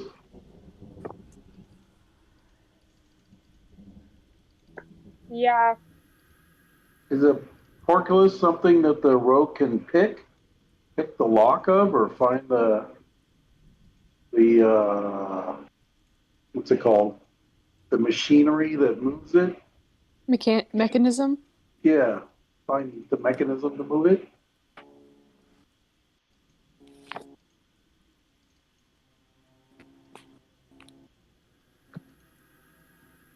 Should I maybe put like a shield? How long does the shield of faith last again? I think it's 10 a minute. minutes. Oh, it could be, yeah, Oh. 10 minutes maybe. Okay, never mind. I'd wait till we're in combat, because that's a bonus action you can do right in your first action group. So I just do it in bonus action about that time. All right. Protection from evil and good is good, but as soon as you do Shield of Faith, you stop concentrating on protection from evil and start concentrating on that. Mm-hmm. So it's a problem with these spells that require concentration. Okay. Well, is there anything in like our immediate vicinity? Anything like an opponent? I don't know. Or even like a door? Because my screen's like still loading right now. Like, is there any direction we can start walking? Seems to be only forward. Yeah. All right. We can go forward to the portcullis. Okay, I think maybe Are we going to be like... wrapping soon? What's that? Yeah, DM time check. It's 6:01. Okay, let's hold here at the doorway, because clearly you guys are at the entrance of something interesting. The doorway itself is directly in front of you, but it is in fact locked, and it is going to take quite a bit of work for you guys to figure out how to get into it, and that's a whole conversation in and of itself. So let's hold there, and let's talk in a little bit when we pick up next week. Same bat time, same bat channel, as we pick up where we left off in the Gatewalker Saga. All right, guys, there we go. Alrighty. So, thank you very much, ladies and gentlemen. Awesome. All right, appreciate it, everyone. If all you folks that were watching on the stream, thank you so much for doing so. I will figure out what went wrong with our Fog of War, because you guys were seeing far more than you were supposed to. But we will take care of that a little bit later on. All right, folks, take care. Thank you very much, and congratulations to the team. You didn't die again, which is always a positive. Take care. We ended up with armor for everybody. Yeah. Yay! We made progress. Yes. Yes. A Bye-bye. little improvement in survivability. Take it easy. I will leave the game up if you guys want to make journal entries for the next half an hour or so until then. You can go ahead and make any entry about notes, comments, things that you wanted to ask yourself, remind yourself for your next time through. All right. Talk to you guys later. Bye-bye. Bye. Bye.